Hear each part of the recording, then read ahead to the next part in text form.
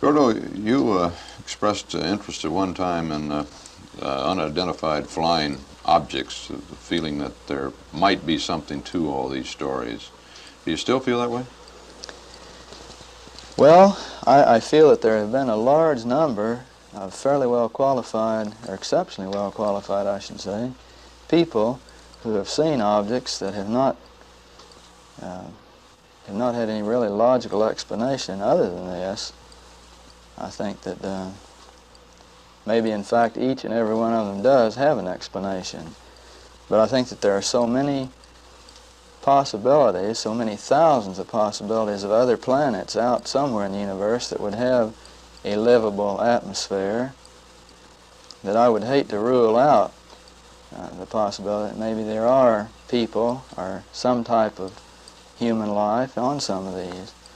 And if this is the case, then it's not too unfeasible to think that perhaps some of these objects might have been something of this type. You don't think that the comparatively short step out into space that the Mercury flight will take you on is far enough out to make any observations in this area?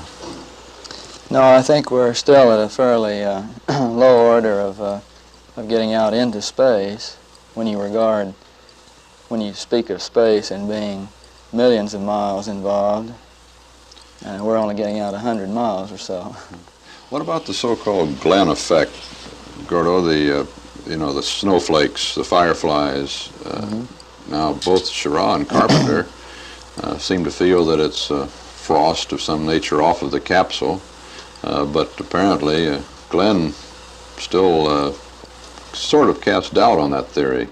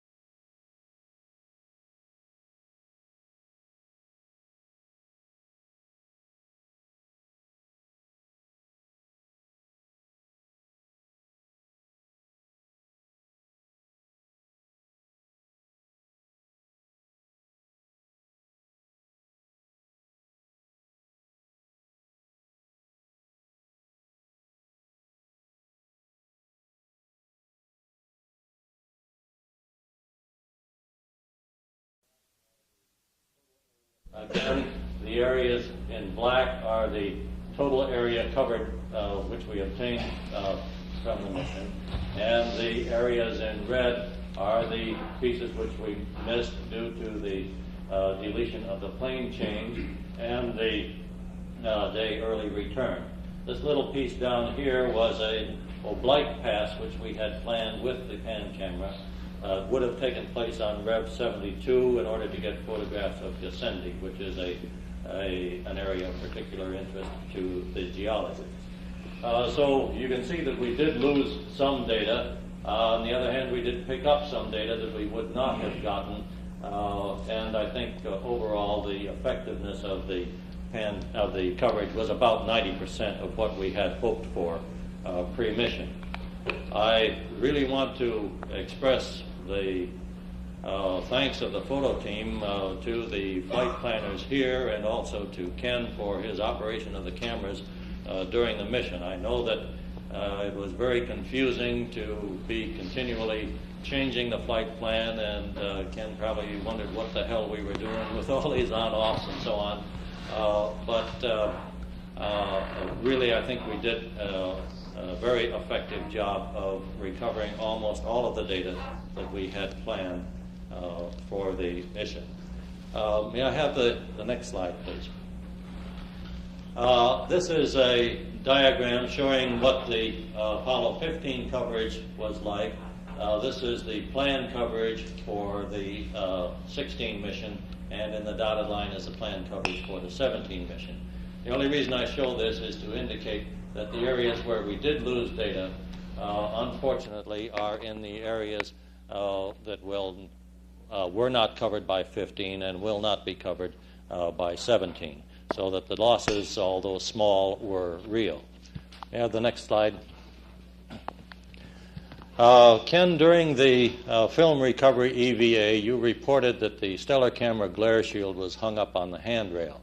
I'm not 100% clear as to exactly what that situation was. This is the stellar camera glare shield, and this is a little cover that comes down and covers that when the mapping camera is retracted. Maybe you've discussed this with the other people here at the center, but for my own information, I would like to know whether this is the cover that was hung up or this is the cover. Both of them. The shield at the forward end, that one. This one? No, the first one you looked at, yeah. That was sticking up. That was sticking up, Yeah, but the tip out here was mashed against the handrail. Mashed against the handrail out along here. Yeah, the rail isn't in this picture. The rail is not it's not It installed. would have been along here. That's right, and this lip was up against it and bent back out of the way. I see. Well, it was not in the full extend position. It looked like it was a partial extension. Could you tell whether this was bent, whether this rail was bent, this extend rail? No, but I think we have a photo that probably tell you that. I don't remember. The end of the shield was bent. Now, whether that here. rail, no. Here. Yeah, in the next section of the accordion, that one. Was bent. Yeah. Now, whether that rail itself was bent, I didn't notice. The implication, of course, is that if this had happened early in the mission and this shield were bent down, we might get excessive light into the stellar camera, and our background density would be low, or would be higher than we expected. We might not see as many stars. The other indication of malfunction that we had, of course, was in the exposure control on the pan camera, and that would indicate that the pictures away from the terminator may be overexposed. That situation is also being looked at, and again, we're going to talk about it this afternoon before we actually process the film. May I have the next slide? This is the information which I have with regard to the laser altimeter operation. The first row across here is what the nominal mission would have been, and the second row is the actual results from the Apollo 16. We had planned a total of 20 hours and a few minutes of operating time. We got 14 hours and a half, so that we are down about 25% in the total operating time. This is the total revolutions in longitude that we had planned, 10.3, and we got 7.5, so again we're down about 25% in that regard. A total number of firings, 3283 and 2106, is the actual number that was recorded, so we are down nearly 30% in the total number of firings. Also, the number of valid elevation readings that we got was appreciably less than the total number of firings, so that the actual mission in terms of altimeter observations gave us a little bit less than half of what we had actually planned. That's really not as serious a shortfall as it sounds just from the numbers, because the readings were quite well distributed throughout the mission.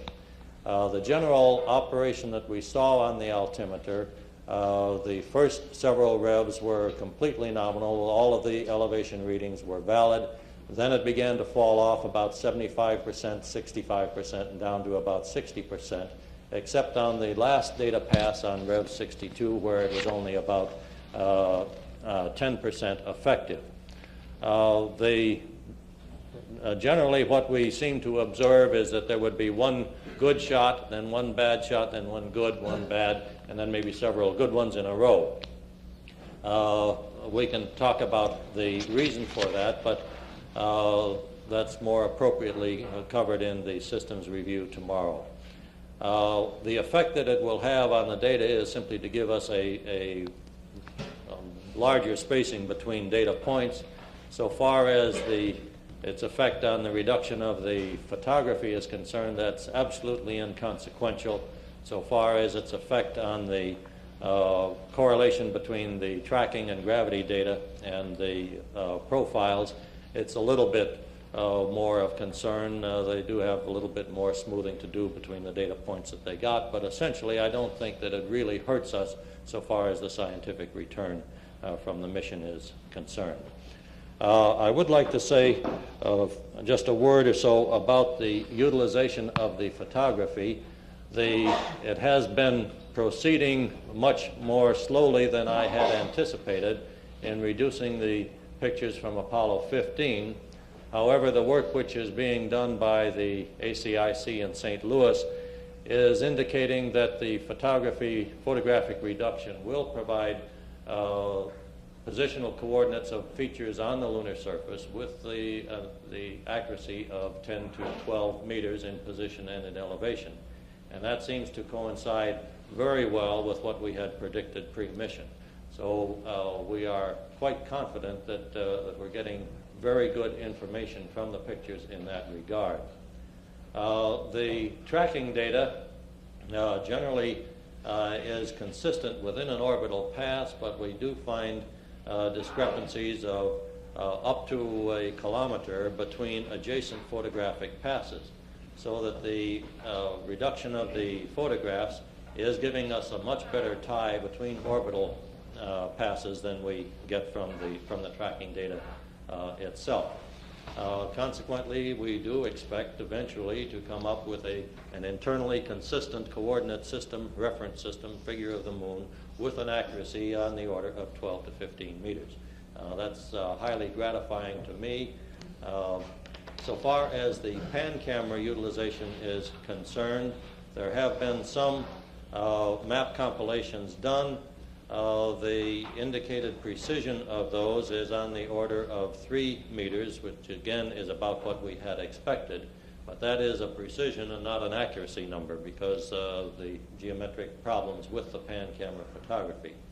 However, so far as the resolution of the pan camera is concerned, that has held up to just about what we had expected, from 1.5 to 3 meters at the sub-vehicle point and decreasing off to about 5 to 6 meters at the limits of the film.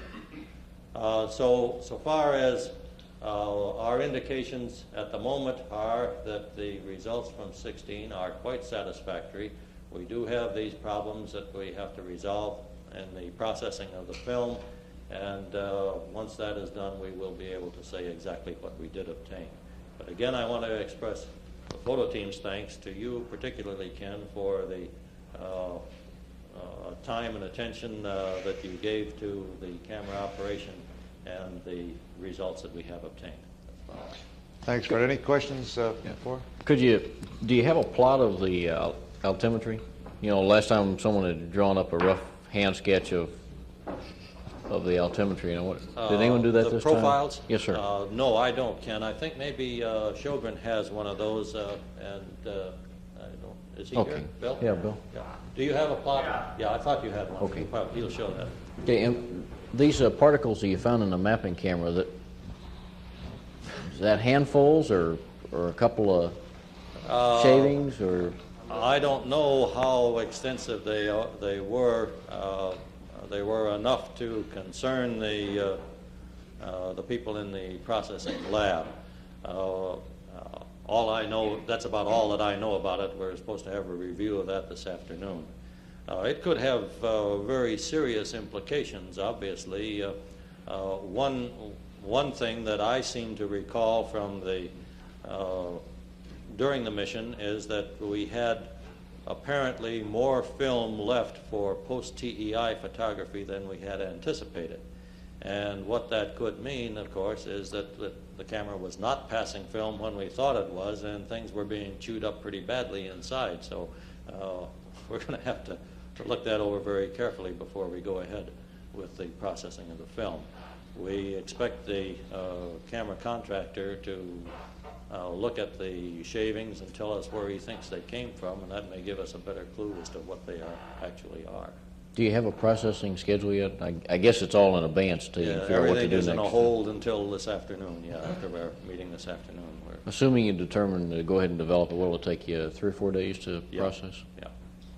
I think the anticipated schedule was to have the original film processed within this week and all of the duplicate copies within 4 weeks out and distributed. Perhaps you stated it, what is the accuracy of the altimeter? The least count of the altimeter is 1 meter. The accuracy is dependent pretty much upon the slope in the area which is illuminated and a little bit on the albedo in the area which is illuminated. In general, I think it's fair to say that the reading that we get from the altimeter will be correct to within 3 to 5 meters. Have you figured out what to do with the pan camera for processing? Have you got a correction for the overexposure? I don't know what has been figured out. We had a group working on it last week, and they're going to give us a report right after this meeting, and we'll decide what to do. Yeah, I could comment on Federal Lab has made their recommendation of broadband processing, and they think that there will be some slight loss near the terminator if they do that. In other words, that they can handle the overexposure, but at some penalty where we have minimum light. And the question as to whether there's anything else you can say about that penalty, like cutting it up in pieces, which is not much.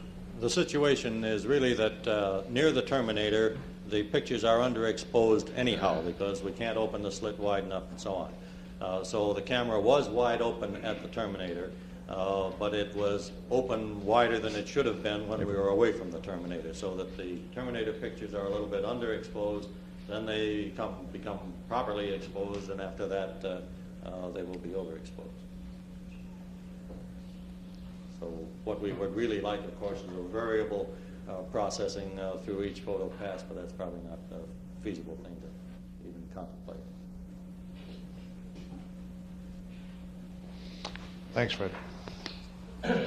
Next subject will be the particles and fields of the subsatellite, and I think Jim McCoy is going to cover that. Is he here? Yeah. Oh, there he is.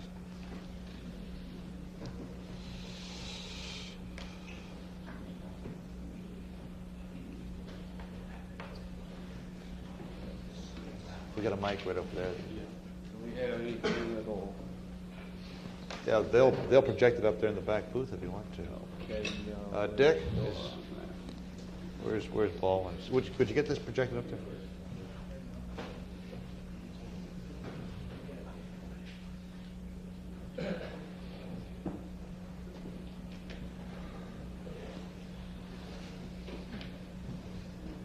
I guess it'll put the mic on.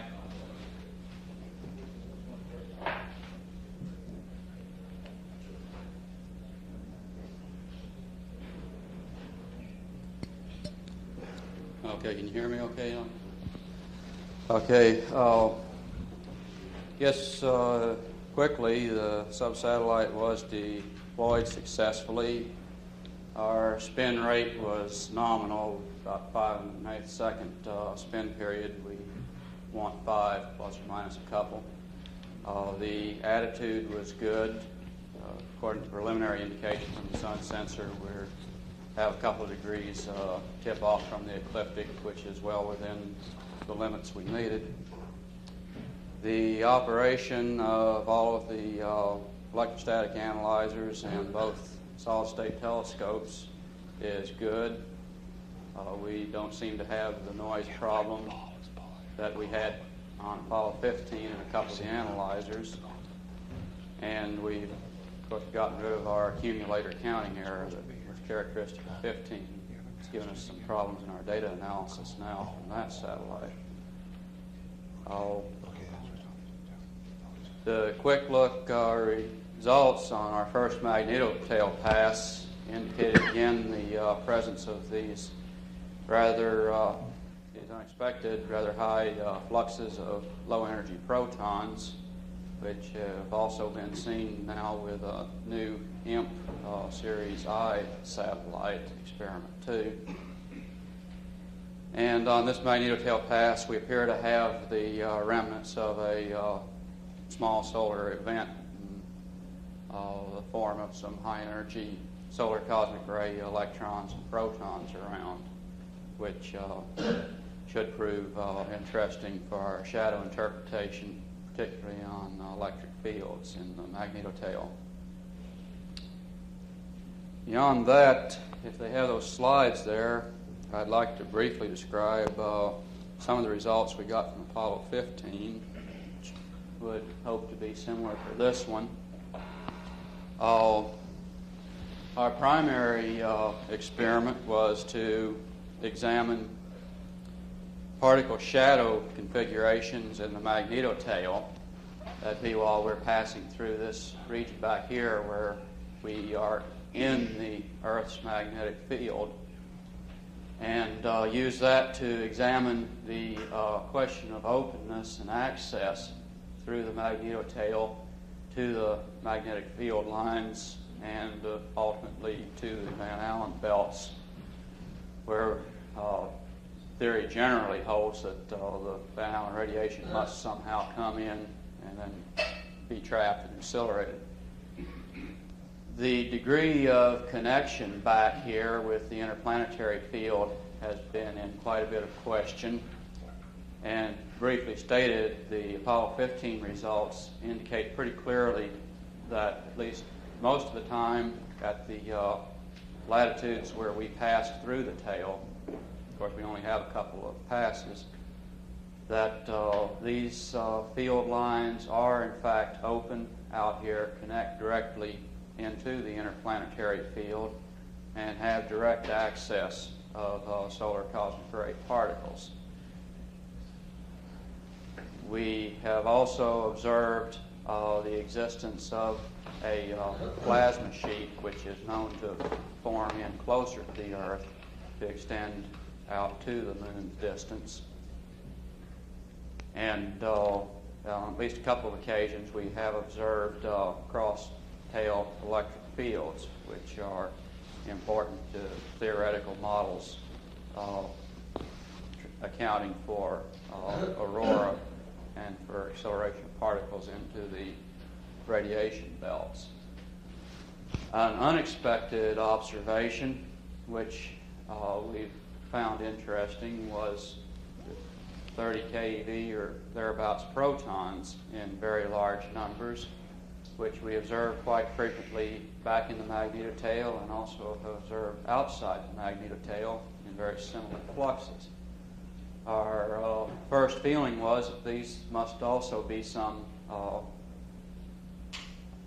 component of the solar cosmic ray proton spectrum.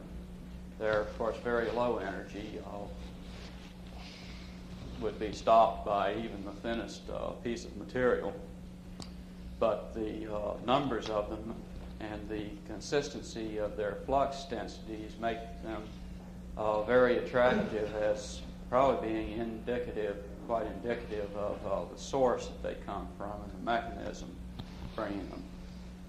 Further examination, however, of the locations where we see them and of the almost constant intensities that we see almost force us to the conclusions that they must somehow be protons from the outer Van Allen belt region here, which are somehow coming loose from the Earth's field and moving outward and then getting onto the interplanetary fields and then moving out to where we see them in perhaps an inverse process of the postulated process where we bring solar cosmic ray particles in from the sun to populate the Van Allen belts initially.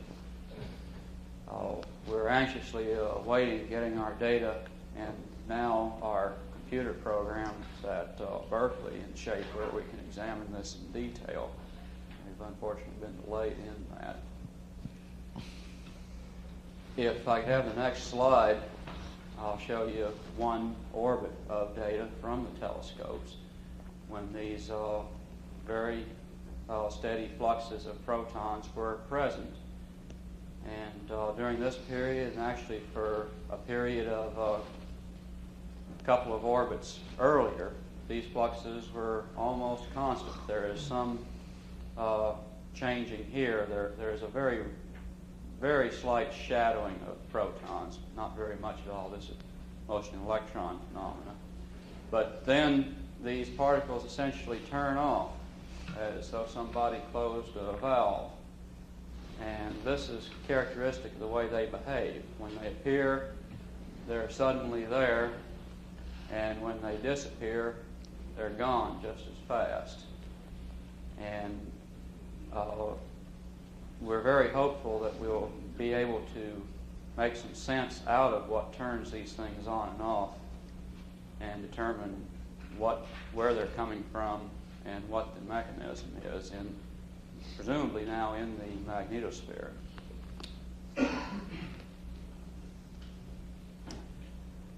Okay, I think I'll just throw it open to any questions now. Okay. What is the lifetime estimate of the 16 protons? Wish you hadn't brought that up. It's going to be Next very speaker will short. get that for us.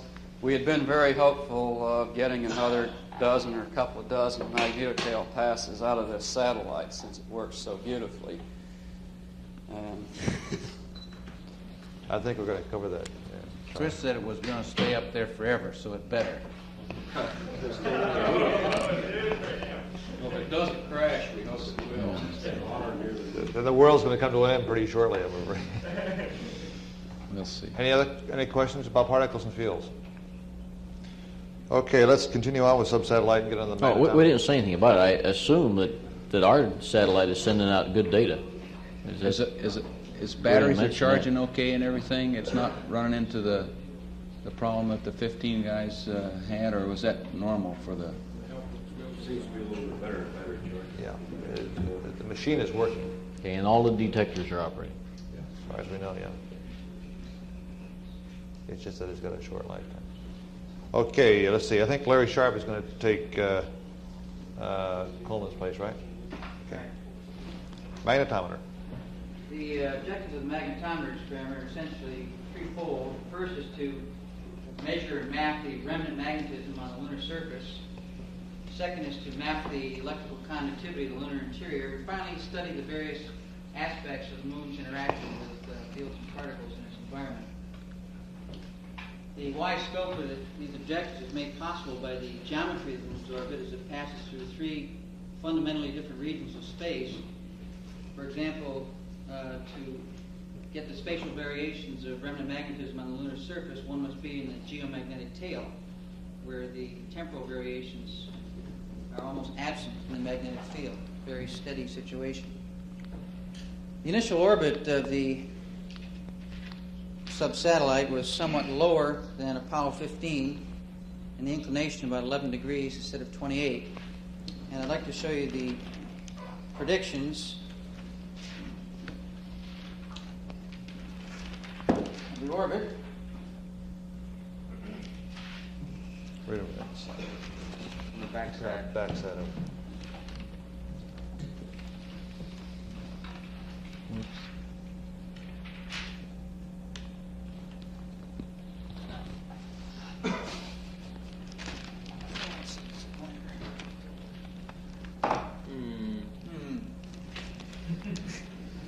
Okay, we've plotted days past deployment versus the parallel altitude. Okay, we started out here in pretty good shape, about 97 kilometers, or 97 by 123, I guess.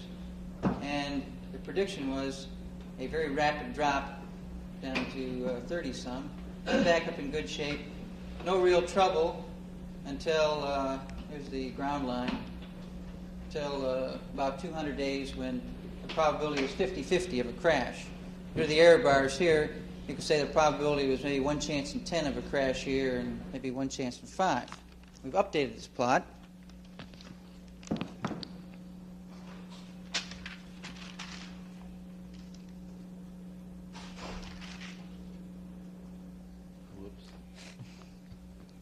And the odds have changed considerably. This was the prediction. Notice the time scale has been expanded greatly. These are hours now instead of days. Here was the initial prediction at 37 kilometers, and here are the actual data points. This one was taken this morning, around in here, and if you can extrapolate by eye, it looks like we have about 4 days left. I guess Bill Sogren's taking 50-50 odds that it will crash if anyone's in the betting mood. It's possible that we'll skim the surface and come back out. But even if we make it through this one, that next dip is going to probably finish us off, which is most unfortunate. Curiosity, might be out of your field, but how come our prediction didn't match the actuality? I mean, we. You gonna come up? We have a gravity experiment. We don't know the gravity field that well, and that's the business of this sub-satellite initially, to determine the gravity field. You're gonna come that though, I think. Right. Okay. And we've been screaming like heck about these pads that I know Bill Wall out here at MSC has tried to drive that point home so many times. I think we're really seeing it come. Man. Just goes to show you can't redo 6 months of planning in 2 days. Well, in any event, we have 1 month's worth of good data, which we'll add to our Apollo 15 results.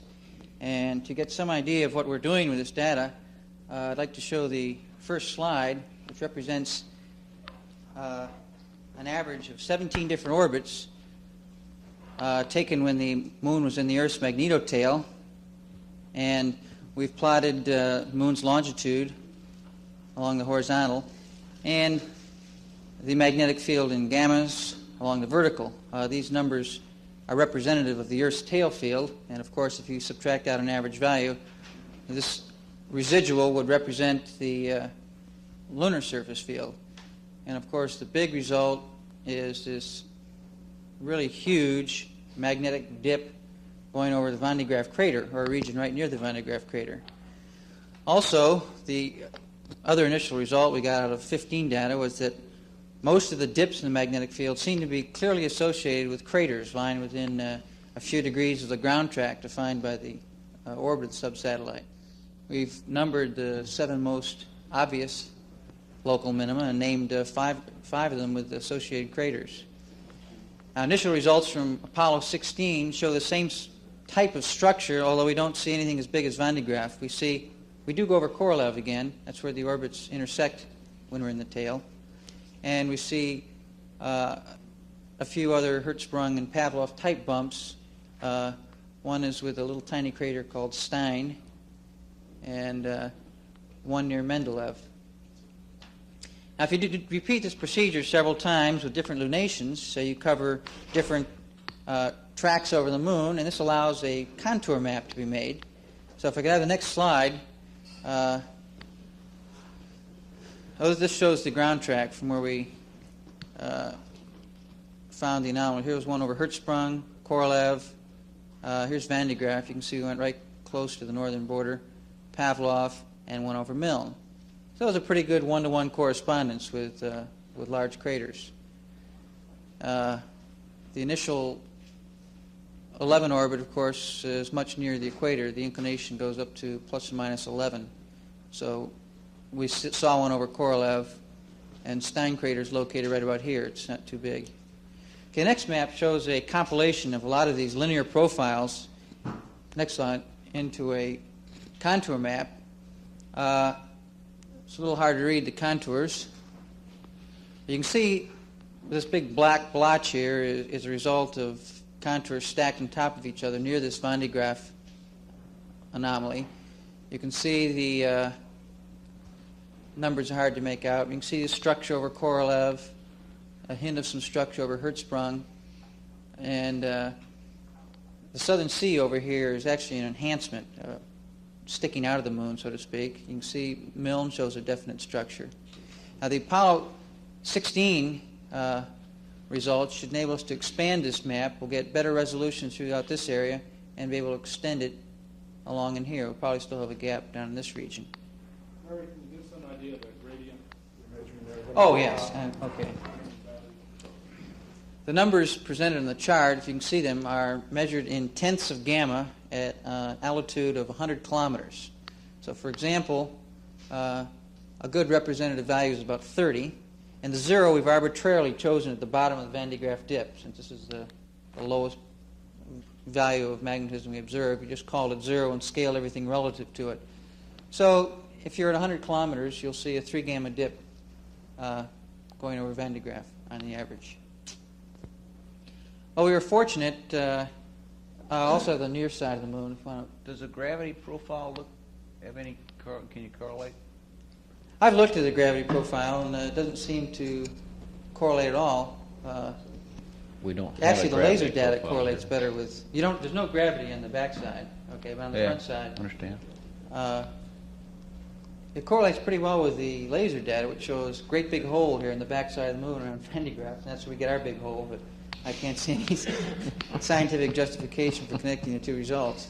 I will add, let's remind you, the gamma ray Yes, that's true. secondary peak is also at Van de Graaff. I don't know what it means. Could be an alien star base or something. I don't know. Anyway, the next slide shows the front side of the moon. And it's upside down. The thing to contrast is the much smoother nature of the. Could we do a 180 on the slide, please?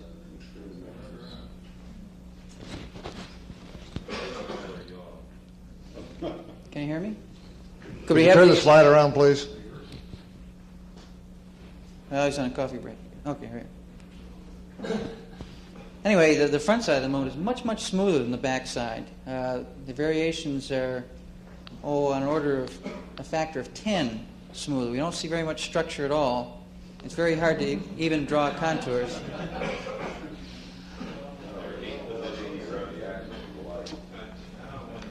Can you sort out the differences in that and the effects of running through the Earth's magnetic field effects? Since the front side is always close to the Earth, can you sort out? Are we really measuring magnetic variations on the backside caused by being on the backside, not due to our measuring environment? All right, the Earth's tail field is very, very constant when you're in the good section, when you're away from the neutral sheet, and that's where all this data is taken. Well, I guess we never got the front slide complete. Okay, this is a blow-up of the Van de Graaff region, an attempt to pinpoint the exact source of this large anomaly. We kind of suspected it was over the crater itself, since we had always put forth a theory that what we were actually observing in these dips was some sort of a meteorite impact that caused a rather uniformly magnetized crust to suddenly have holes in it, and we're seeing the equivalent dipole of what was left over, and this kind of shoots holes in the theory. We see this is the BX component, which is the radial component, and a plus number indicates a value sticking into the moon. So we see this rather large hole here magnetically in between two craters, and if you look at various models of double dipoles and stuff, it just doesn't quite fit. The other components, B sub y and B sub z, show that it can't be one of these angling dipoles from the crater. And presently we're now conducting the same sort of studies over the rest of the anomalies to see if it checks out. I've just yesterday completed the one over Korolev, and that one is right in the middle of the crater, which is promising for this shock demagnetization theory. How much validity do we have in the ground track data relative to the first side? How much validity? How much validity do we have in the ephemeris? I understand there's no chance that we could be off by. Never, anything like that. They might be off a kilometer or two, like I said. But now you're talking about 5 readings there. That's 150 kilometers. So it doesn't seem much chance. We'll get maybe one more as the sub-satellite comes crashing down on the moon. The last 10 kilometers should give us a good swath of data, which will give us another high-resolution plot like this. But other than that, we're kind of out of luck. Okay, I think I'll... Okay, thank you. Question? Okay. There's the front side of the moon. Okay, and our coverage from Apollo 11 will extend, I believe this is the equator across here.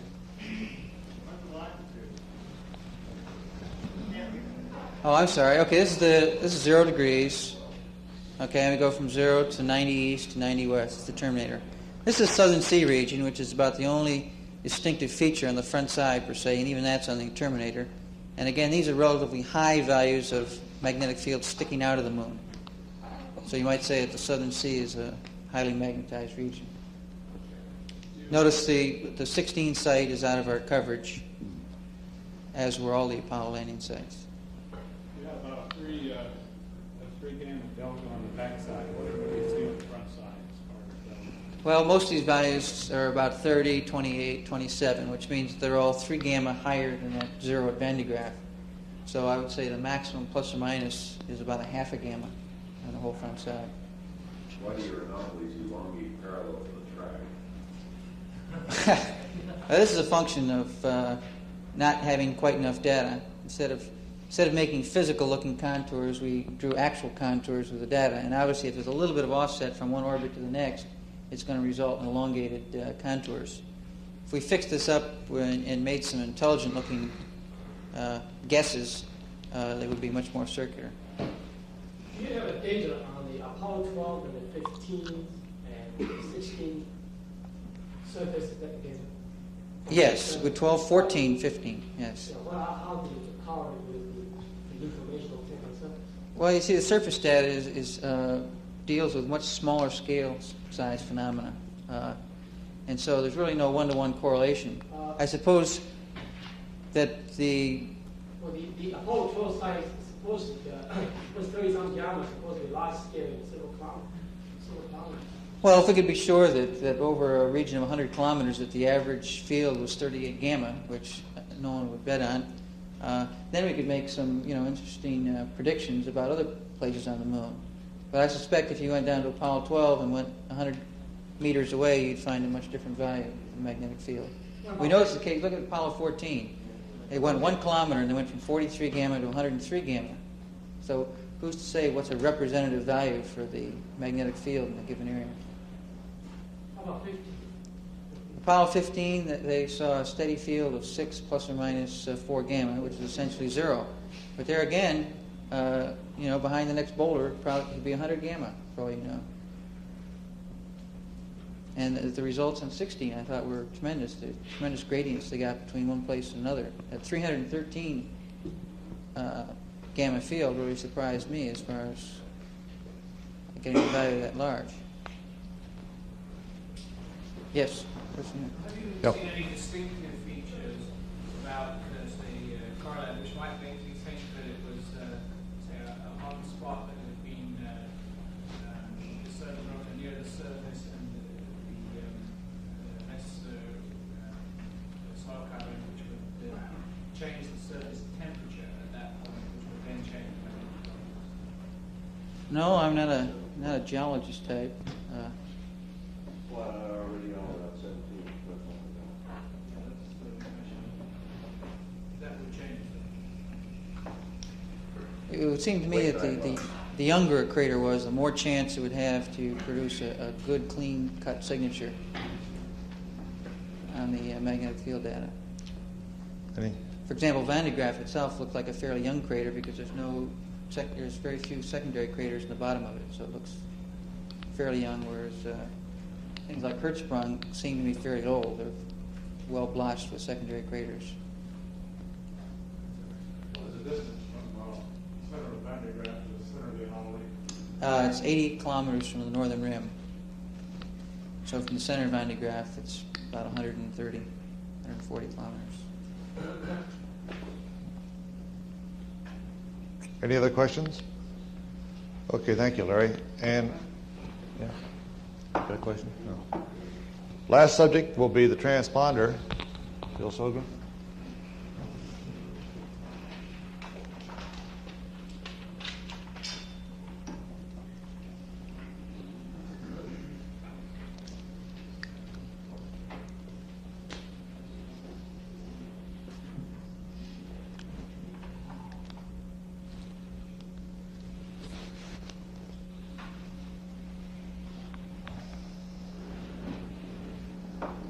This is a gravity experiment, and we monitor the gravity by just monitoring the velocity of the spacecraft, or the LEM, or the subsatellite.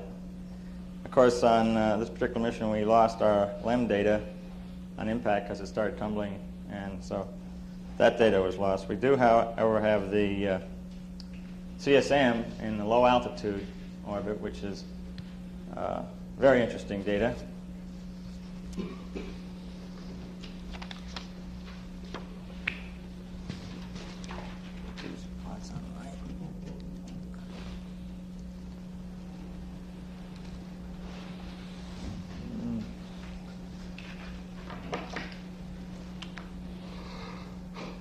Here's the orbital track, and hopefully I can get this aligned about like that.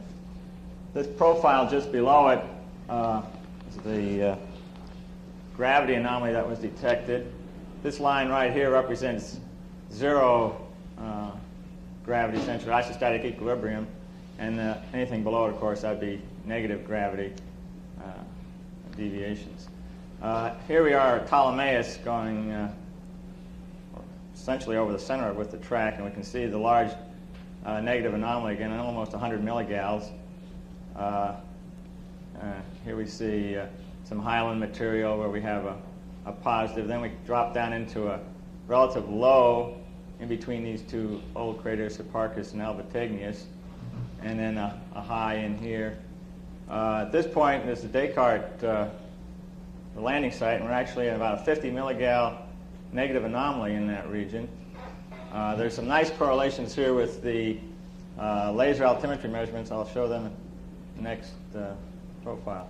But this is continuous. I've just taken one small section here. We have this thing from limb to limb, so about 110 longitude plus to 110 minus. And essentially 3 revs, from rev 3 through rev 11, that's 8 revs. 8 revs of data that were pretty good. And then they started their station keeping, and the data kind of got garbaged up a lot with all the maneuvering that was going on. Let me point out one kind of interesting thing here. Notice that Ptolemais here has an anomaly much lower than Nubium, although Nubium, which is this region right in here, this Maranubium right in here, is still at about minus 50 milligals.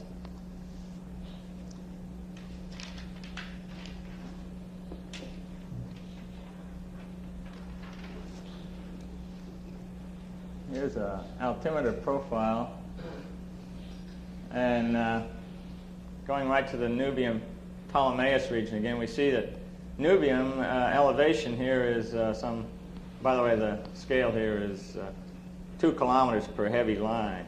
So we've dropped down here almost 2 kilometers from the floor of Ptolemais to the floor of Nubium. Yet the gravity anomaly is just the opposite. That Ptolemais is some 50 milligals lower than the Nubium region. And another interesting point is, Fred, on these ACIC maps, Nubium is shown a kilometer higher than Ptolemais. And here we are 2 kilometers lower, so we're talking about a 3 kilometer discrepancy in just that little area right there. So I think some of these guys were talking about the right thing when they said we really didn't know the altitudes too well.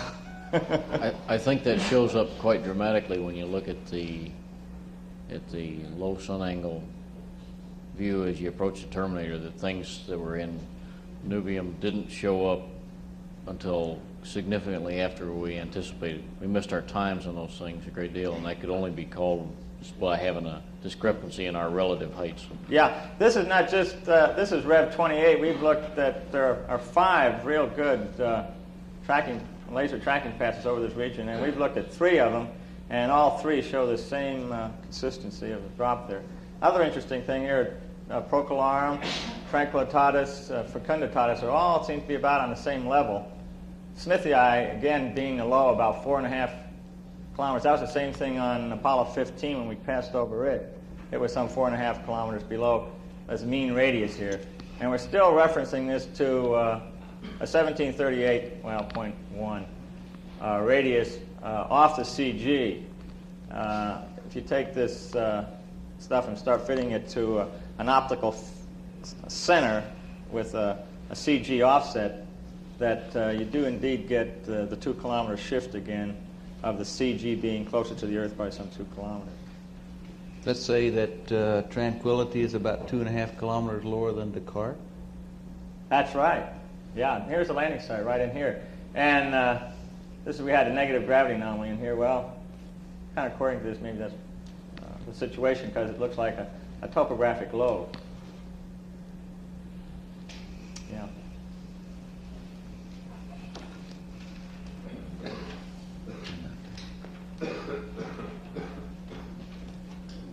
This is the backside. We had these are the limbs where the data was missing. These are taken from this data is taken from that thrift printout that we get in real time, and there's some gaps in the data. These will be filled in once they get the station tapes delivered. But we can see the crater Hertzsprung here very evidently with the central peak or something in it. You don't have any data in that 120 degree region, huh? Not now. We should have it next week or so whenever they get the tapes here reduced. One of the things that, well, on Apollo 15 there was a definite, well, centered about 180. There was a definite big trough in here, which went down about some 4.5 kilometers. It was very jagged, but it was centered just about here. And on Apollo 16 now we do not really see that. We see this Highland material here, which we had on 15. That started about in here and showed a marked high region in there, and this is holding on 16 also. So this is kind of consistent with 15. Here's another. This is orbit 38 on the back side. I'll just kind of lay it there to show you some of the consistency. This is 10 orbits later, and the profile is almost Smithii, and oh, here we have some data in that. So there's your data. Ken, I don't know. Were you looking for some particular feature I was looking for something around 105. 105.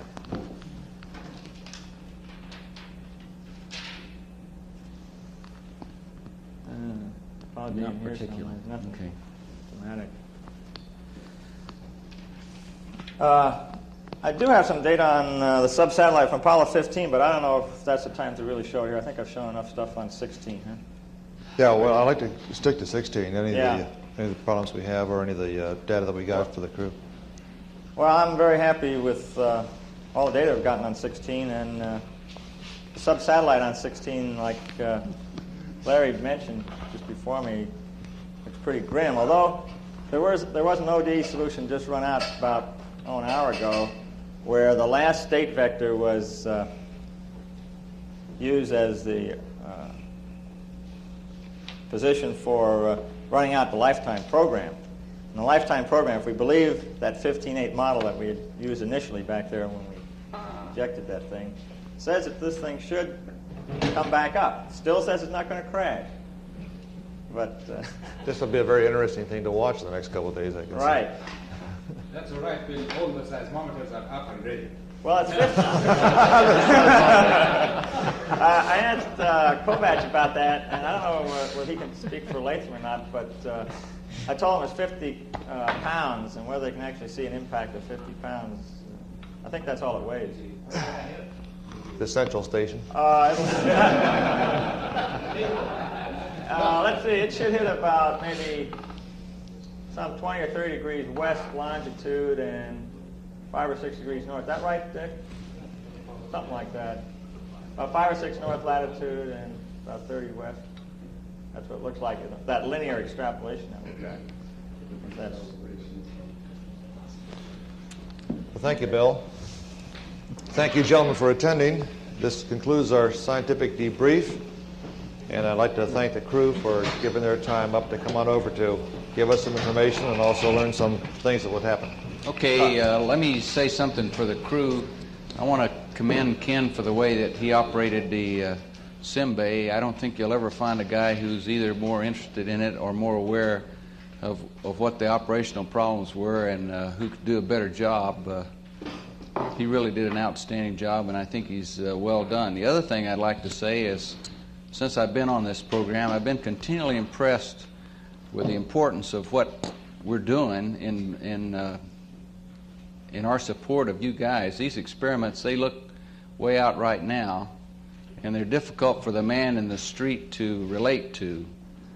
But my feeling is, from some of the things I've seen here and from the thrust of science and technology in this country, that in our lifetime, and I won't want to say when, but I imagine it's going to be a damn sight sooner than anybody even here in this room can imagine, there are going to be practical applications of some of these discoveries that have been made that will affect every one of us. And I think you're to be congratulated. The other thing is that I get out of all this that I think the United States ought to be spending 2 to 3 times the amount of money that we are spending on basic research and development and applied research and development. And I think that if you really look at the big picture of our energy requirements for clean energy in the future, in order to improve the life of human beings on this planet, we ought to do that and get on with it. Thank you.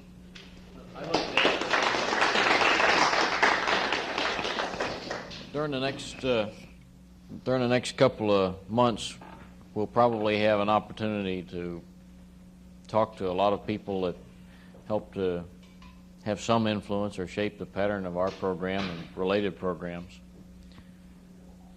And I would appreciate it very much, I'm sure we all could use the data, as you find out things. We realize that you have preliminary data today, and a lot of the things are only hints and suggestions of things to come.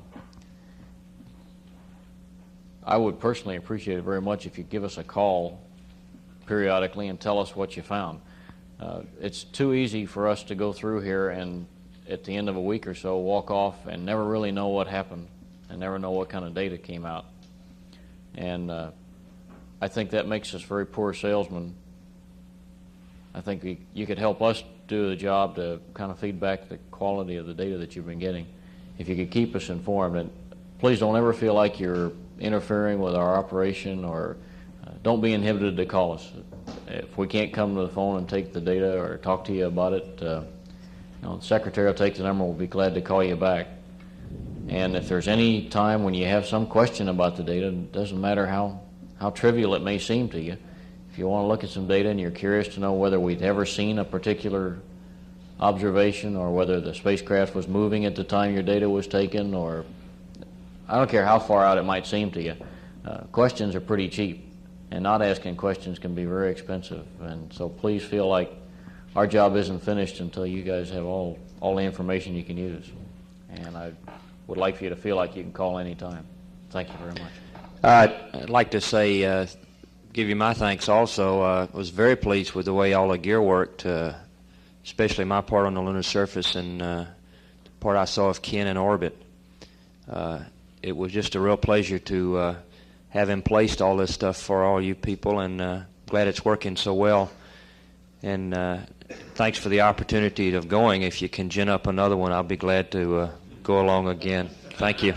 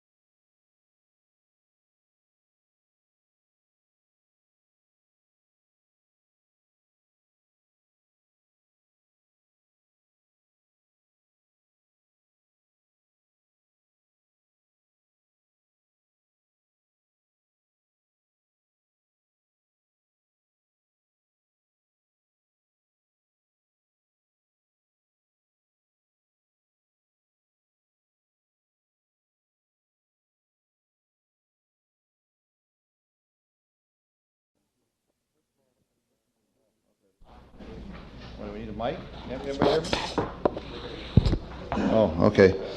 First of all, let me say thank you from SNAD for the scientific help on Apollo 16. I personally think that you all did a very credible job in helping the science support room and pre-flighting to get all the experiments ready, to prepare the crew and the flight for Apollo 16.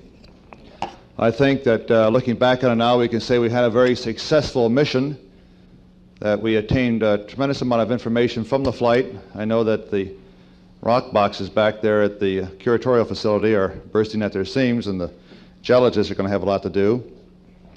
I think also that because of the problems that arose and the necessity to change the flight plan, that you responded quite well to get the maximum science out of the time that we had available. I realize that in all of our flights, there hasn't been one flight yet that ran according to schedule, and I am very sure that Apollo 17 will be in the same boat, that we will have to change things real time to get the maximum science out of the mission. And I think the response on this flight was superb. Now today, the briefing here is in two parts and for two purposes. First of all, I'd like each principal investigator to briefly describe the results so far obtained from his work. This is to sort of educate the crew on what we obtained so far from Apollo 16 so that they might have information along that line. Also, I'd like to have him describe any anomalies that might have occurred that we do not know about now. And second, then we'd like to have the PI with the crew working with them to have the crew answer any questions that might still be puzzling him so that he might further his analysis of the data. We have a lot of people to go through today, a lot of science to cover, so we'd like to keep each briefing short, and we don't want to cover things that are that are general knowledge as of today. And we can start right out. Let's see. First one is Palmer Dial, Lunar Surface Magnetometer. After each experimenter describes his experiment, we'll have questions, Palmer, so we can ask the crew any questions after your particular talk. There's a mic right over there.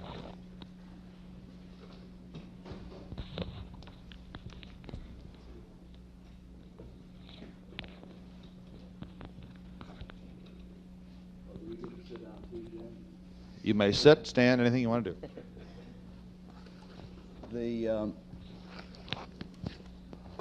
I guess the main functions of both instruments went nominally. I'd like to cover both the portable and the surface, if that's acceptable. The ALSEP instrument, the surface magnetometer that you deployed first, looked like it went according to plan.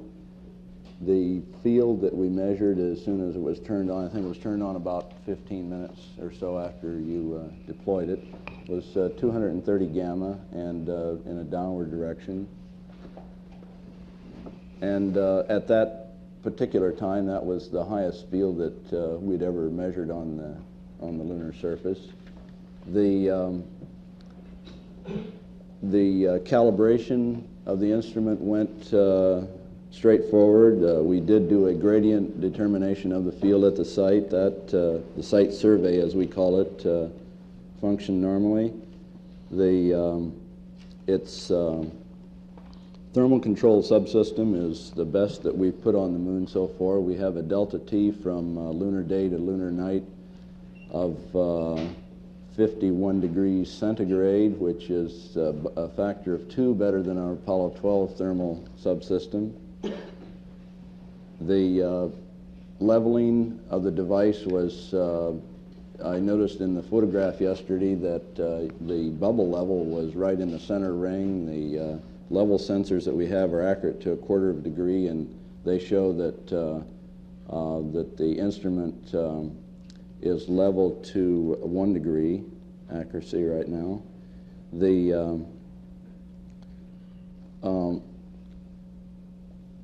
the instrument has new sensors in it. These are more stable, and it's really the first chance we have of doing network-type measurements of the fields on the moon. We do see whole moon. We have seen simultaneous data now from 15 and 16. We see the magnetic fields due to eddy currents that are driven in the entire lunar sphere. And for the first time experimentally, we've always made that assumption that we've got an instrument that's setting on at one point on a sphere, and that we're looking at the properties of a whole sphere. And we had some experimental evidence that that were the case. Now we have unambiguously shown with this second instrument that that is indeed the case, and that the assumption is correct that we are looking at a whole spherical response of the moon.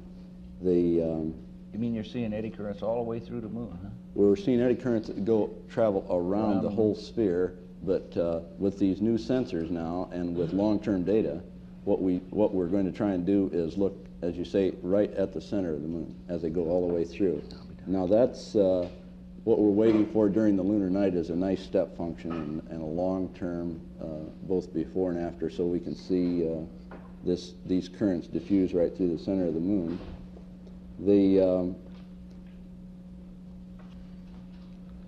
The other thing that I think that is unique about this instrument that now we have a chance to look at the azimuthal variations in conductivity. We can not only look at radial dependence of the electrical conductivity and calculate a temperature, but now we can look at the azimuthal or angular variations between Apollo 15 and Apollo 16 site. And that spread is far enough so that we ought to be able to extrapolate those measurements to a great circle around the whole moon as far as azimuthal dependence. The portable magnetometer was really exciting. First of all, the first field I think you measured was 180 gamma down, and in the Cayley it looked like that all the fields were in essence pointed in a downward direction, and at the Alsep side it was 230 gamma, up near Spook it was 180 gamma, and then on the other side of the LEM where you parked the rover at the last station, it was 120 gamma. And at that station you put a rock on it, and it looks like we measured about 4.7 gamma from that rock. So the rock was large enough and it had a large enough moment that it looks like we did see a difference. And these measurements do have an error bar on them that is like plus or minus as much now as 5 to 10 gamma, because the solar wind and all the other inductive fields that are around that have to be subtracted out of the measurements from our from the tape and data reduction. The measurements at Station 5 were pointed upward. That was the measurements up near North Ray Crater were pointed downward at 313 gamma. I think that there are some things that we could probably say making a lot of assumptions, but it looks like if this Highland material is older than the other, it looks like that we have at least a chance of looking at the paleomagnetic history of the lunar crust from these measurements. The high fields indicate that either the perming source, the source of this field, was if it remains stable over the time period that the Maria were cooling, then the Highland material would indicate, this high field would indicate that it indeed had a time variation in its magnitude, or that the Maria, the flooding of the Maria basins, or whatever caused the Maria basins to be as they are today, demagnetized the material that had been there originally. It's, in other words, the Maria material is less magnetic, it seems, than this material. The interesting thing, too, is that the samples, as you know, are from the regolith, and they've really physically been modified over the years. And I think that the measurements that we've obtained over scale sizes in the order of 10 kilometers indicate that we're looking at a depth well below the regolith, and that that this is indicative of fields that were at the moon at a time period before, in the order of 3 to 4 billion years ago. The direction, and the other thing that we can say now from measurements of the solar wind, simultaneous measurements of solar wind and magnetic fields at the Apollo 12 and 15 site, we can say that these high fields that you measured at the Apollo 16 site modifies drastically the direction and interaction of the solar wind with the moon at these places. It should channel the charged particles and either at different locations asymmetrically on the lunar surface in these areas, and in some cases one could now state that the scale sizes of the field are large enough so that you could form a shock and actually stand off the solar wind over small regions of the moon. I guess that covers both of them. Jim? Do you have any questions you want to ask the crew concerning anything about the deployment or anything of the experiment that you don't know about? Palmer, let me ask you, what is the effect of that rock out there by the big LSM? Did that hurt it much? No. First, where you parked the rover the first time in the TV camera, we were extremely disturbed because the angle was such it looked like that rock was as big as the electronics box, and it looks like that the PRAs were oriented so it was shining right into them, and all the IR radiation would really heat us up during the daytime. But then the other view showed that the rock was relatively small compared to the dimensions of the box, and it didn't affect the thermal subsystem at all. And magnetically, it didn't. They really don't contain that much oriented field to do anything. I guess one of the things I'd like to say is that this.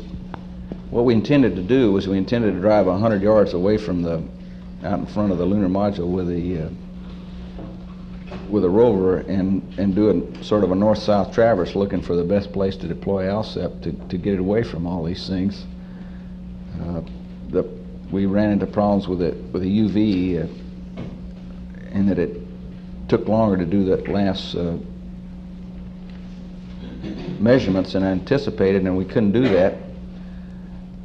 And I'm sure that somebody looking at the photos can find a better place out in front of the lunar module to put the total package. But I like to say that package is so big and that surface was so blocky and so full of craters that under the circumstances, I almost believe we had to take what we got. I hate to say that, but man, I just wouldn't believe that surface was as rough and as covered with blocks as it turned out to be.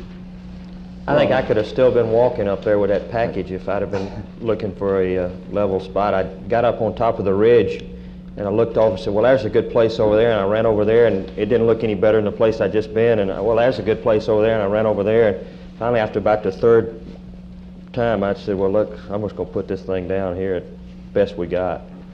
But it's really blocky and a lot of fresh craters there, secondary. Well, but I think that if you look at at least the magnetometers, I looked at each of the photos that I could find where you'd taken a picture of both the ALSEP magnetometer and the portable.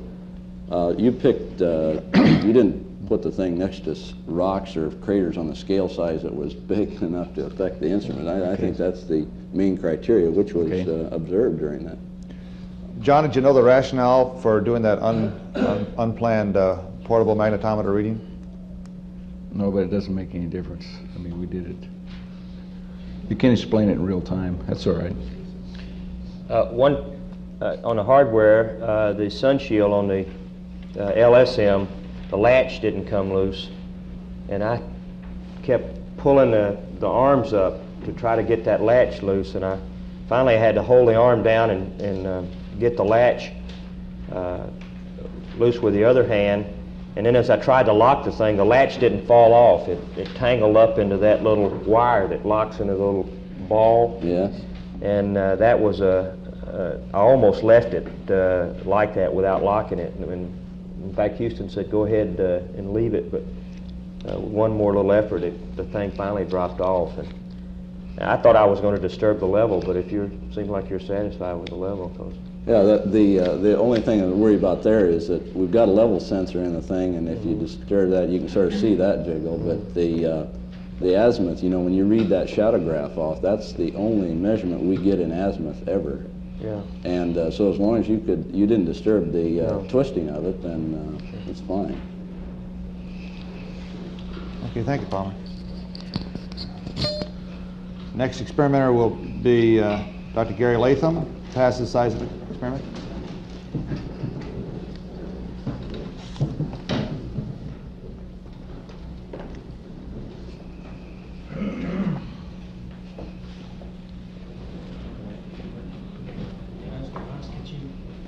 Could I ask a question from the floor?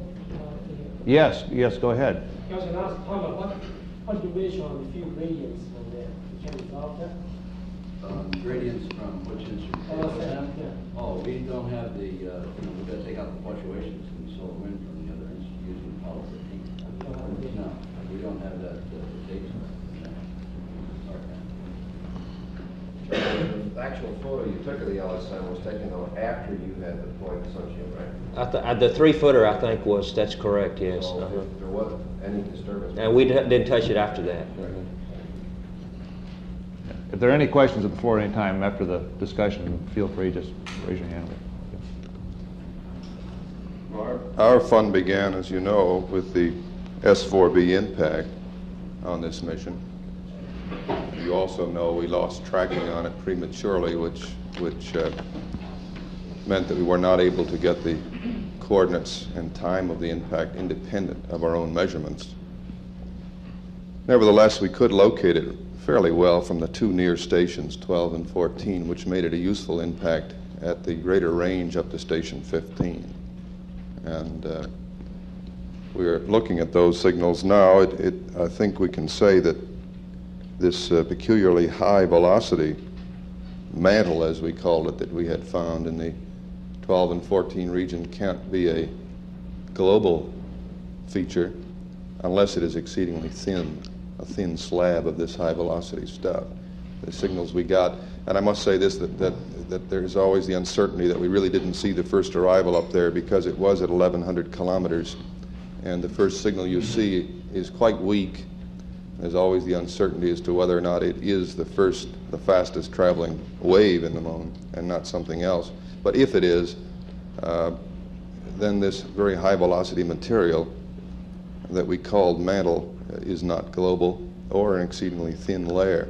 Looks as though we get velocities approaching 8 kilometers per second at depths of the moon of the order of 100 kilometers, not 9 kilometers per second as we had in the 12 and 14 region.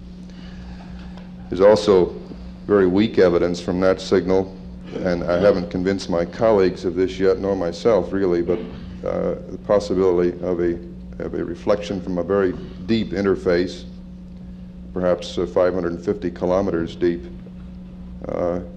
is there, and we're looking for ways to see whether or not that can be verified.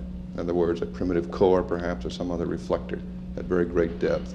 So this impact will, I think, provide very, very useful data despite the loss of tracking. We would have been, of course, much better off had we been able to photograph that impact area, and I understand that the curtailed time in orbit precluded that. Is that right, Drew? We did not photograph it in that S4B. Yeah. The deployment was good. I think the pictures tell the story. As far as I'm concerned, the instrument does get hot during the lunar day, as the other instruments have. This has been the case in every one. I think it's a matter of it's just not possible to keep dust off of that shroud, I think, when you have to work that close to it. And that degrades the thermal control some. It does not degrade the seismic data. It simply means that the controllers have more work to do trying to maintain the thermal stability. And it's a problem we faced in every one of the missions, so it's not. In fact, I thought the deployment, the configuration of the shroud that I saw and so on looked very, very good. There's one little place where it's raised up is where the cable comes out underneath. It's turned on its edge a little bit, and that, of course, is something of a heat loss, but it's not serious at all. Yeah, we patted that rascal down because of the 15 problems. But maybe it's before a guy leaves that ALSEP site, if he's got a problem like it. Maybe is ALSEP on 17? Probably it's not, is it? ALSEP is on the seismic. The seismic, okay, well. Those rascally things assume some different kind of orientation than they did before we left, and maybe you ought to go back one more time and make sure those things haven't changed. Don't ask me. I think maybe they outgas a little and then take up a different shape. Well, it's not only your near activities. I think when we saw that TV picture degrade on Lem Ascent, it's obvious that a lot of debris is being thrown around, and you just can't avoid a good dusting down from that source. So our carefully prepared thermal surfaces act more like black bodies than anybody figured on as a result of all this. Then we saw your rover signals, which this time provided very, very interesting data in that they showed rather abrupt changes in signal level as you moved around. We're not sure yet what to make of that. We're going to work with Bill Mulberger and his crew carefully on the traverse to see whether or not we can identify specific provinces in which the signal level is quite a bit higher. I guess I would like to ask your impression as you were rolling along and along the given EVAs that you felt at given times that the rover was bouncing noticeably more than at other times that might have generated higher signal levels. Sometimes she was off the ground, there's no doubt about that. To the south on EVA-2, that area was a lot rougher than the traverse route to North Ray Crater. My impression of North Ray Crater traverse once we passed Palmetto was it was really boulder-free area, very subdued old craters. Then the rover just sped along, much like a West Texas type terrain. Whereas to the south, it was really rough. John had to maneuver. Particularly on Survey Ridge, when we were traversing that area with all the secondaries and blocks, we managed to be up in the air quite a bit. Simply because there were so many secondaries and blocks, we had to hit some small ones to avoid the big ones. The subjective opinion of mine also is that around, at least at stop 13, where we actually got off the rover, the regolith did not seem as loosely compacted as to the south. And in fact, at North Ray Crater, at station 11 and 12, it was no more than a couple inches deep because we couldn't get the rake in without bending the tines of the rake. So the regolith up there was very thin. And I don't know whether that means there's just some very cobbly, densely compacted blocks under there that were thrown out or that are now that much covered, or whether we just picked some bad sites. But we tried to rake twice, and both times the only luck we had was kicking stuff into the rake. We couldn't pull the rake through the regolith.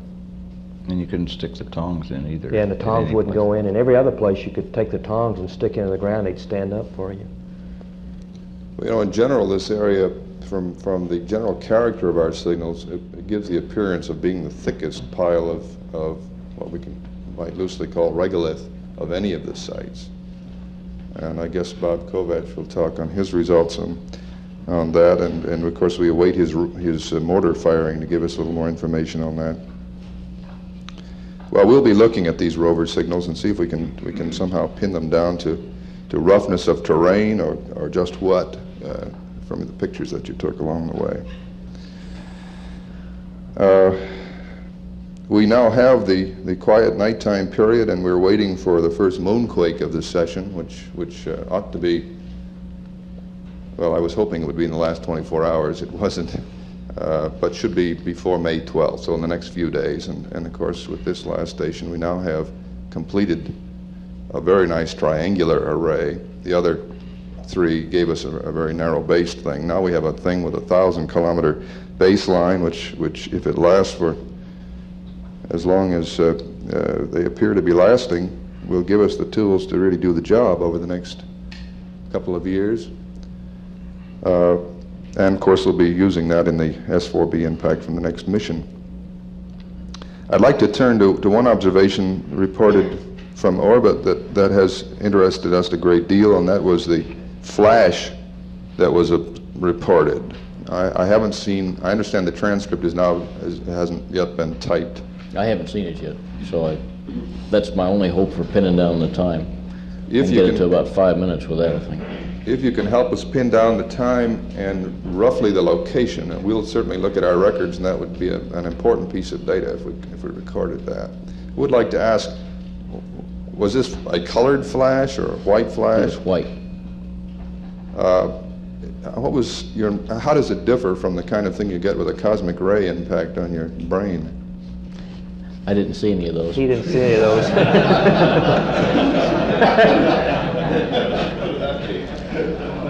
I see. Redhead. There weren't cosmic flashes. Well, we're very much excited by that. As far as I know, it's the first report of a transient event of some nature that's been seen from orbit. I just have to wait for I should have written it down, and it just didn't occur to me to write it down. Did we get a time on it and all, Ken? Or It's on the DSE. it's on the DSC. And if I ever get that, I'll... Well, then I would correlate any information we get from the seismic devices. Yeah, how about its persistence? Did it just... No, it was just a flash, and the way I happened to notice it, I was looking at a horizon that was showing up from solar corona or zodiacal light, whatever you want to call it in that region. It was very shortly after we lost the signal from Earth,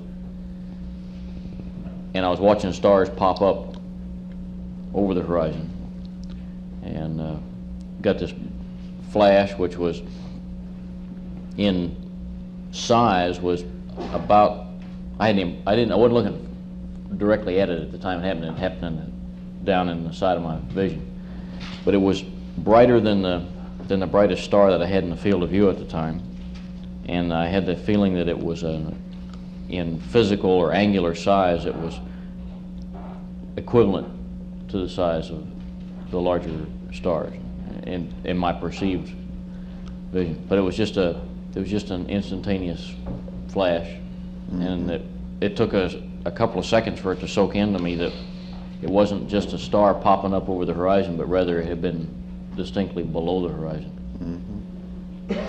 Is there a way for me to get that transcript? I don't know if I would normally get it. I'm glad you asked. Oh, that's it? And I forgot to mention this in the opening remarks, but we have about 50 copies of this technical air-to-ground voice transcription right back there, and for the PIs and the co-Is, and there's a copy for you, Gary Beck. Gary, that's not what you're after. No. I It need won't be the tape recorder. Yeah. Oh, the DSC. It's on the Yeah. DSC. And that hasn't been completed as far as I know. Okay. Now, one other thing that I'd like to mention is, from orbit it appeared to me that there was a distinctly different unit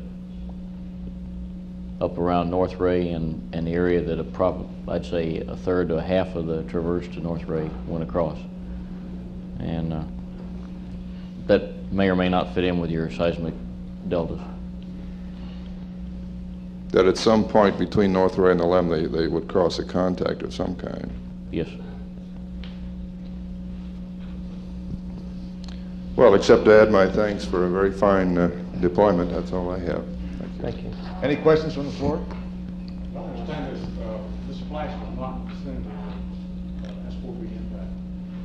Well, I don't know whether the S4B hit, but this is on the backside of the limb, so I would assume that the S4B didn't hit there. And it's well after that, like a couple of days, lunar days. Where did the S4B impact? Oh, it hit about 150 kilometers north of Station 12.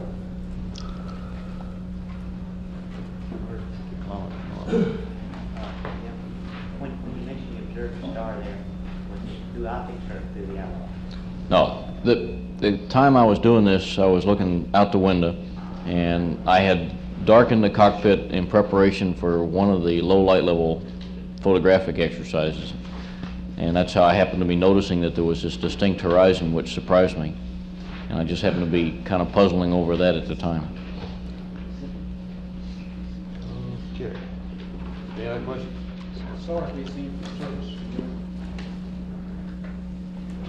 No. Not with your visors down. Your visors up? I never looked with the visors. Supposed to do that. I suspect from what we saw on EVA on the way home that the inner visor alone has sufficient attenuation to block out stars. But you could see them from the through the AOT and the lunar module, and that's, of course, that has a light shield around it. On our last alignment, even with a crescent Earth in the AOT, we could see Arknar really so good that we didn't even have to roll up the window shades in the cockpit. So with a proper, if you look through a tube, I'm sure you could see every star up there.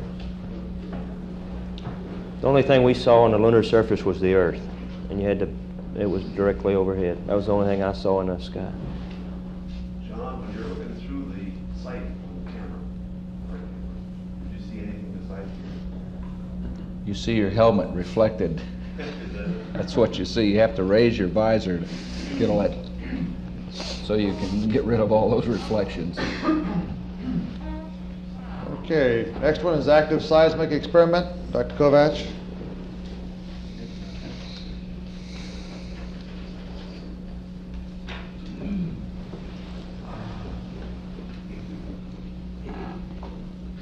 Well, we had several objectives on this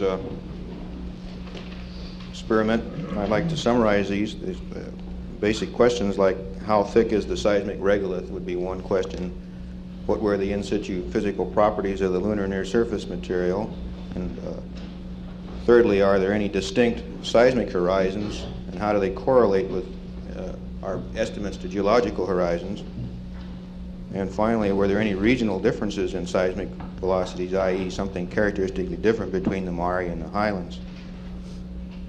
Well, the deployment and the execution of the Thumper experiment was outstanding. I mean, the records are clear, and the background noise was sufficiently low, and we got clean first breaks completely down the geophone line. Couldn't have asked for a better. I'm sorry about that first one. I was so really happy when that rascal worked that I stopped walking. I started walking to the next one. And well, the record shows that for some reason you inadvertently didn't hold it in a charged position sufficiently long enough, and that's the reason when you did it the second time it worked. No, I thought I started walking too soon after the first one went off. The one that failed, yeah, that was pure procedure there. Well, if you walked too soon, it didn't hurt us any. So. Didn't bother you? Okay.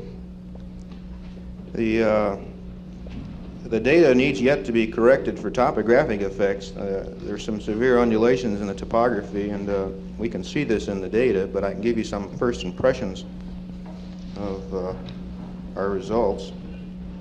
Number one, there's certainly no variability in the first arrival velocities across the geophone array, and the apparent velocity, or the velocity, is again very close to 100 meters per second, which is seems to be the magic number for the regolith at many different places now on the moon, i.e. out in the Mare, and now up here in this, finally up in this highland site. There are no evidence of flows beneath the beneath this geophone line. I feel sufficiently confident we would have recognized that. Now, the fact that we didn't recognize any variability in the velocity, we're able to say one more thing, because we recorded the limb ascent when we turned on the geophone line, and that was positioned some 140 meters away from our first geophone. And we did get a faster apparent velocity, and it's very close to the value measured for Frau Maro for breccias.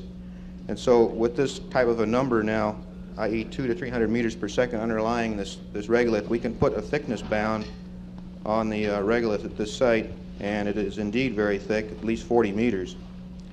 And I'll be able to refine that number a little bit when we get the mortars fired.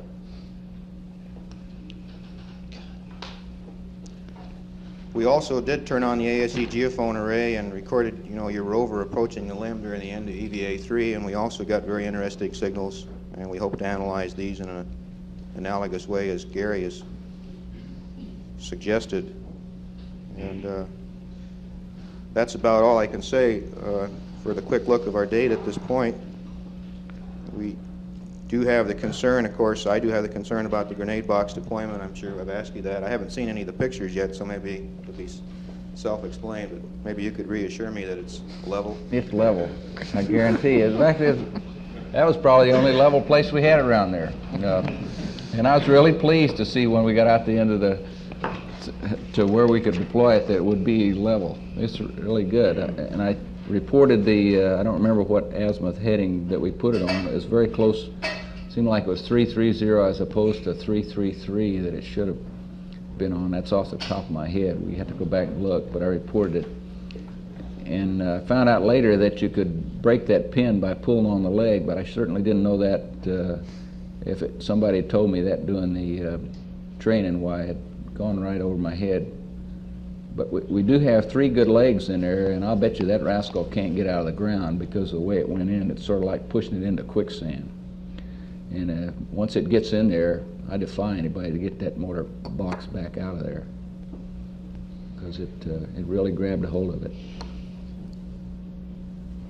Well, again, I'd like to offer my thanks for an outstanding execution of the experiment. We couldn't ask for anything better.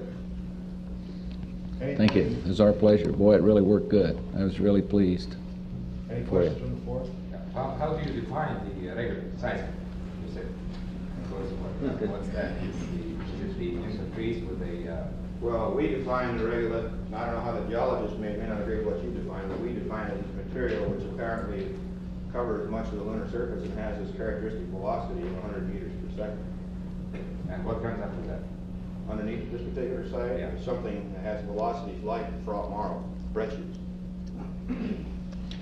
You said something about you were sure that there was no flow material underneath this. I guess I missed the conclusion. Well, we've done enough experiments on Earth, and I say that we've been able to recognize flows because the velocities are characteristically much higher.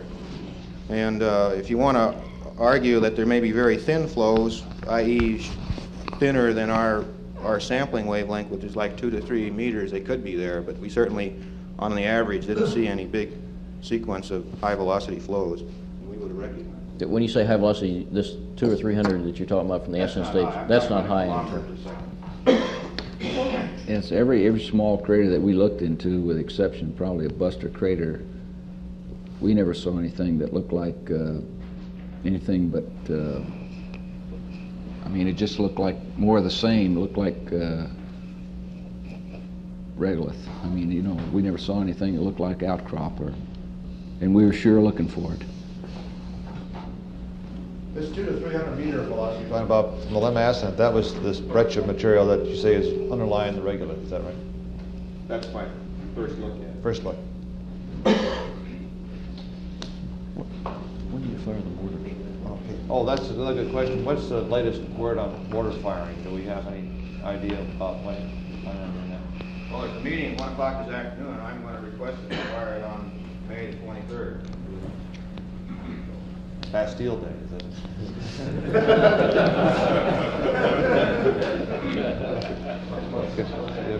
And it's armed, too.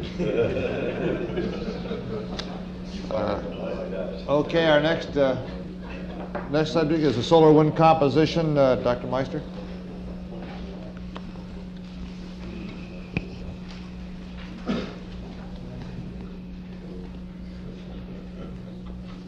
Unfortunately, there is not much to tell about the solar wind composition experiment. The foil was transferred to Switzerland at the end of last week, and we don't have any results yet, of course. The foil was deployed during the first EVA and retrieved at the end of the third EVA with a total exposure time of 45 hours and 5 minutes. That's some 3 hours longer than the record of the previous missions, which was about 52 hours on Apollo 15. The main difference between the foil of Apollo 16 and the ones of the previous missions is that some pieces of platinum foil have been attached to the previous design, which was composed of a pure aluminum foil. These platinum foil pieces can be cleaned by fluoridic acid, which allows to remove all the possible lunar dust contamination. This technique has been tested in the lab on bombarded foils and showed that you can remove essentially all the lunar dust contamination without losing any measurable amount of trapped rare gas ions or atoms of solar wind origin. This technique should allow us to determine the isotopic composition of the rare gas elements of solar wind origin up to the mass of possibly krypton. A first visual inspection of the foil here at MSC showed that the foil is crimpled but essentially free of lunar dust. That's of course only a visual observation. We don't know how the foil looks like under microscope. I would like to thank the crew for the proper deployment and retrieval of the foil. We are very pleased with what the foil looks like. Thank you very much. Can't miss when it tells you where the sun is. Yeah, point this at sun. The thing didn't roll up like I thought it was going to, and I'm sorry I had to crinkle it, but it was so big and that I had to squeeze it down to get it into the bag, and it ripped once too. I guess you saw that. That's only a problem of aesthetics. It doesn't hurt the scientific Okay, good. value. I didn't think it did. Don? If the local magnetic field is standing off the solar wind area, what will that look like now? We don't know yet. That might be that we have discrimination between the lighter and heavier elements in the solar wind. We have to check that. Maybe that there's a dependence on the height over the lunar surface of the composition between the heavier and lighter elements. But we have to check that first and see. Stand off the lighter particles. Lighter particles would be deflected much more than the heavier ones. Can you see those, I don't know, this is probably a stupid question, but these cosmic these particles that cause the light flashes, I was seeing them on the lunar surface during the sleep periods. Yeah, do those things register on your experiment? No, they have higher energies and they go through the foil. That's it, yeah. Huh? That will show my question.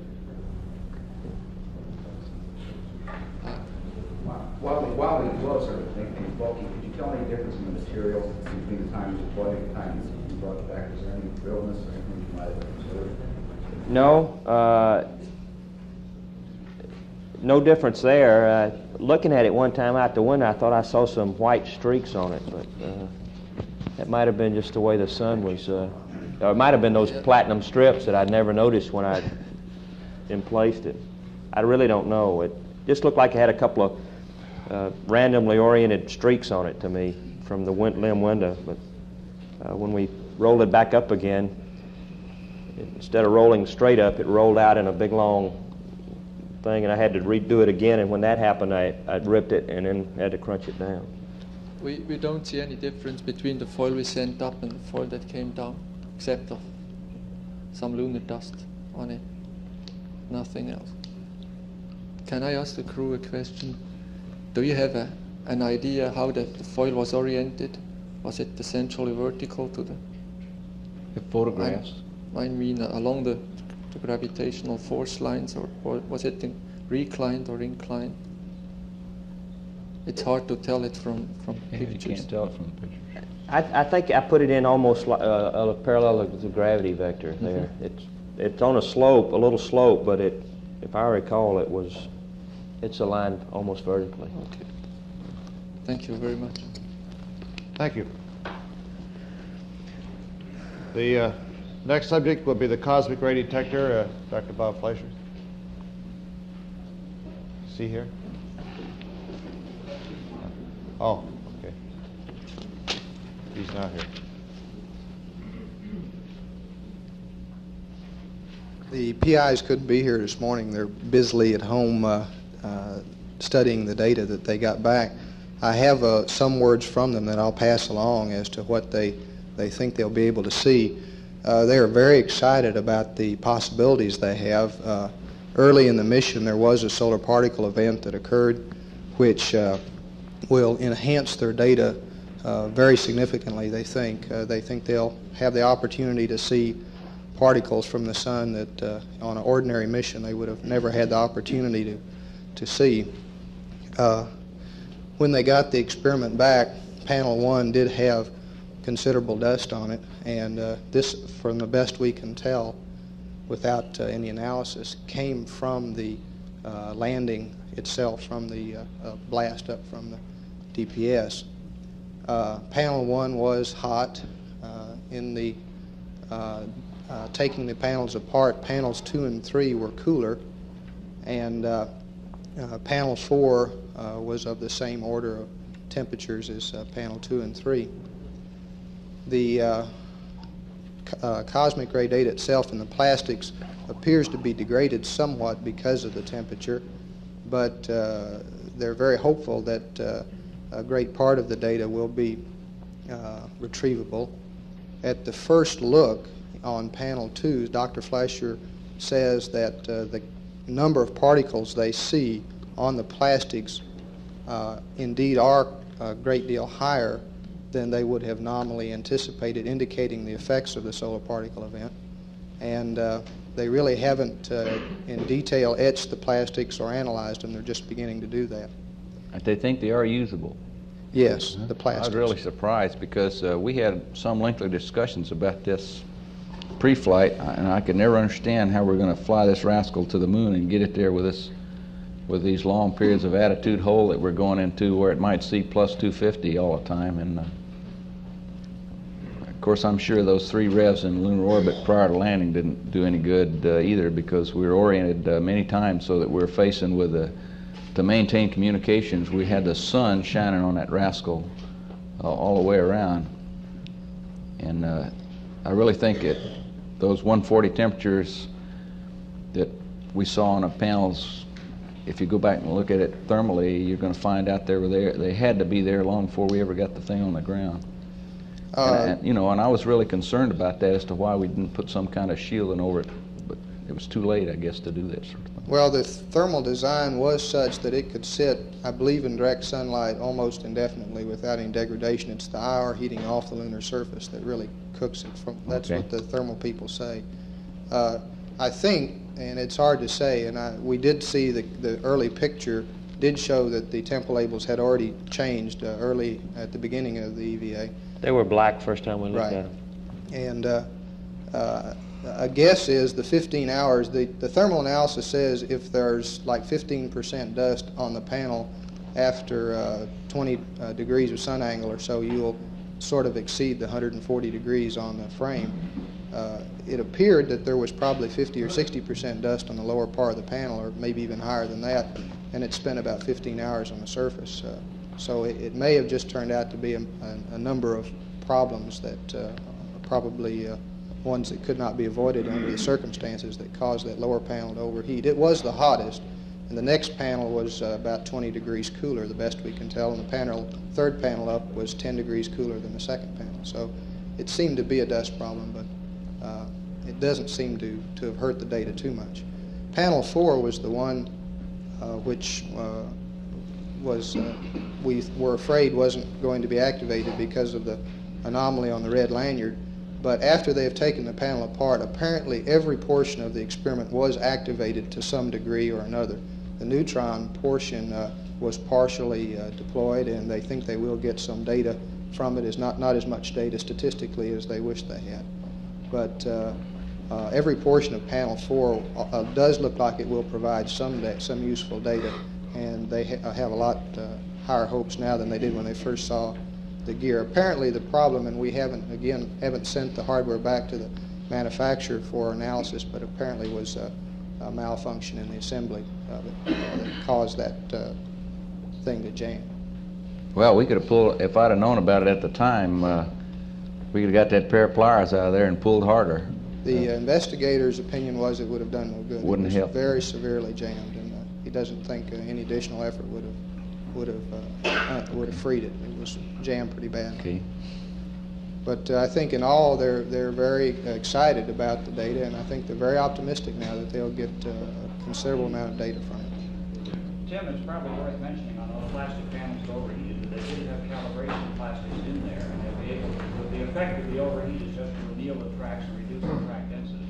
But with the calibration in there, they'll be able to take out most of that effect.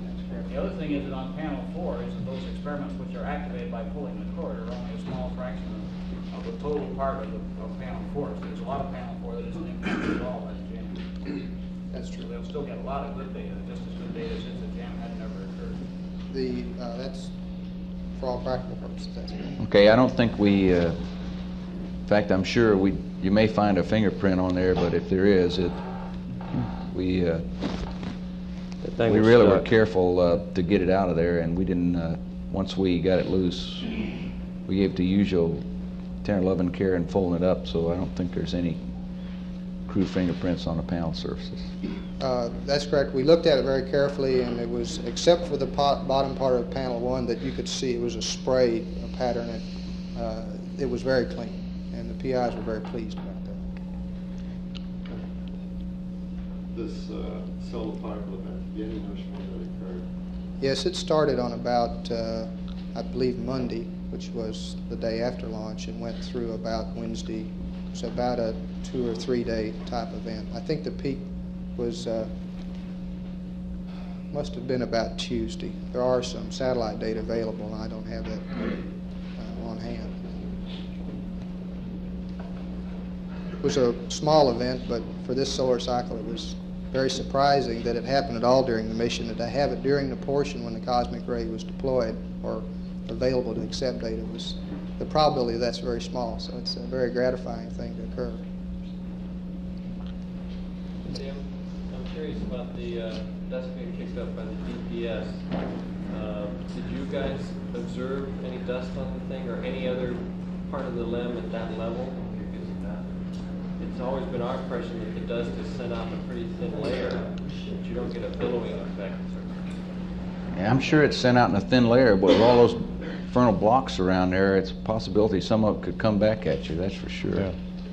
It was extremely hard to see, and when we photographed it, the lights are not similar to the sun, probably much less in intensity, but yet the photographic lights did wash out. It's a very pale kind of dust, but it's very predominant, and it came up from the corner, Dave, in a pattern that you would expect it to be blown, and there were some black streaks in there that appeared to be melted something or other on it, and I think they are going to attempt to chemically analyze the material and try to find out what it is. How high above the surface are on the limb?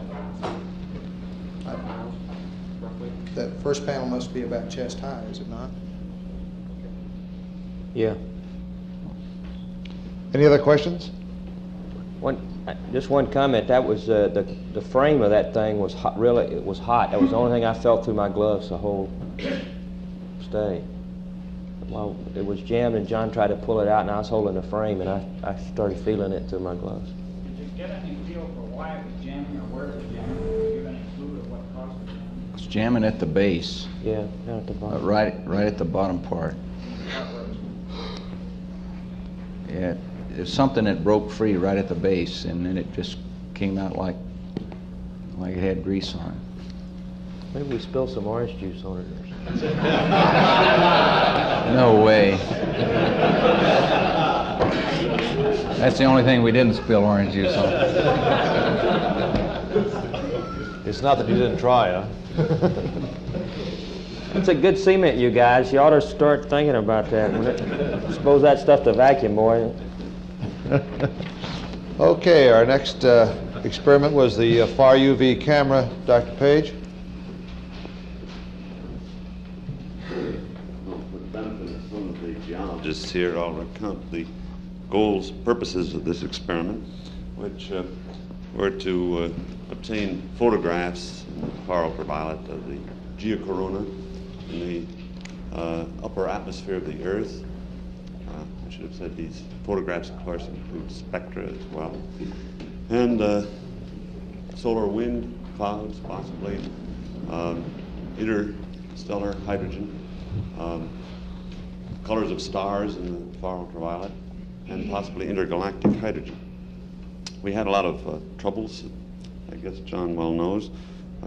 Before launch, the difficulty was to keep the camera dry because its optically sensitive surface would immediately run away if it got damp. And this was accomplished with a bag that caused Captain Young a little bit of trouble in practices in advance, but apparently worked all right on the lunar surface. It's great.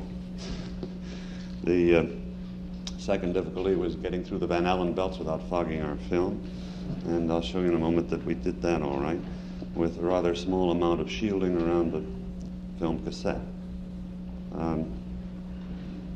Then we had some difficulty with the LEM being in the way. This came about because of the delay in touchdown, high sun angle, and the necessity to keep the camera close to the LEM so that it would be in the shadow. With its gold surface, it would have heated up very rapidly if it had been out in the full sunlight. The accomplishments that I will show you in a moment on the screen include 92 photographs in Lyman alpha imagery and 53 spectra, some of them extending from 500 angstroms to 1550 angstroms. That's, I think, the farthest into the ultraviolet anybody's ever taken astronomical pictures.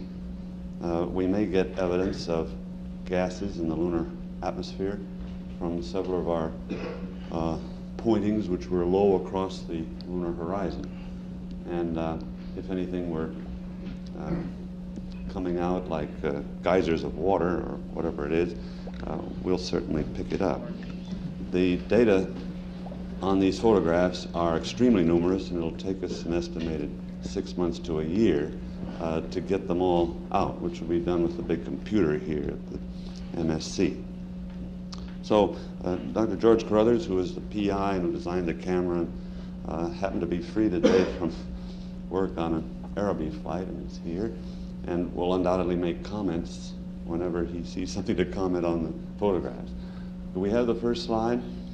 I might say that I got into trouble with the American Photographers Union in making the prints of these because I'm not a member of that union, and they tried to throw me out of the darkroom over here.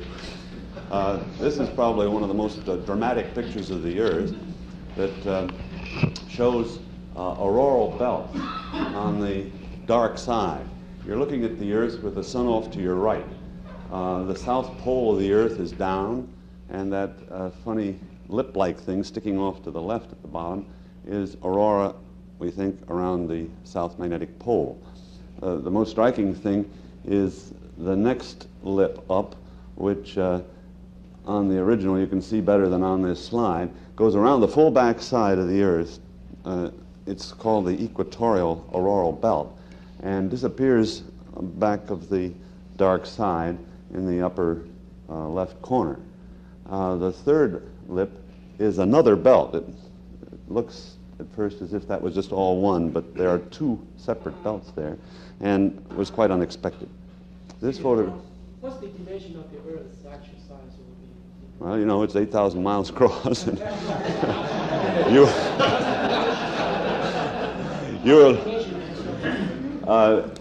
is, there's some halation here, and I guess I'm not too sure, and perhaps George knows.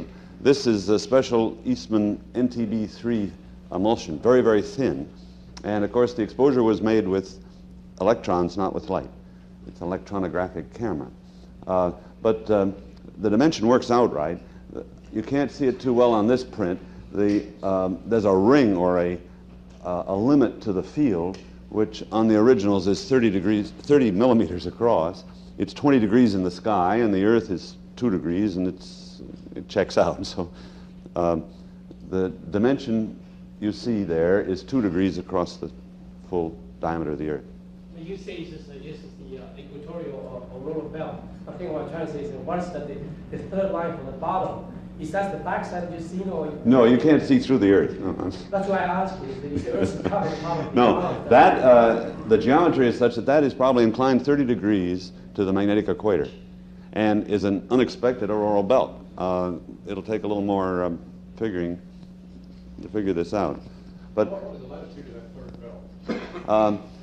as I just said, my guess, looking at the picture, it hasn't been measured accurately, is 30 degrees north. Okay. You'll notice on these pictures that they're overprinted. That's because I'm not a member of the Photographers Union, and the originals have a good deal more on them.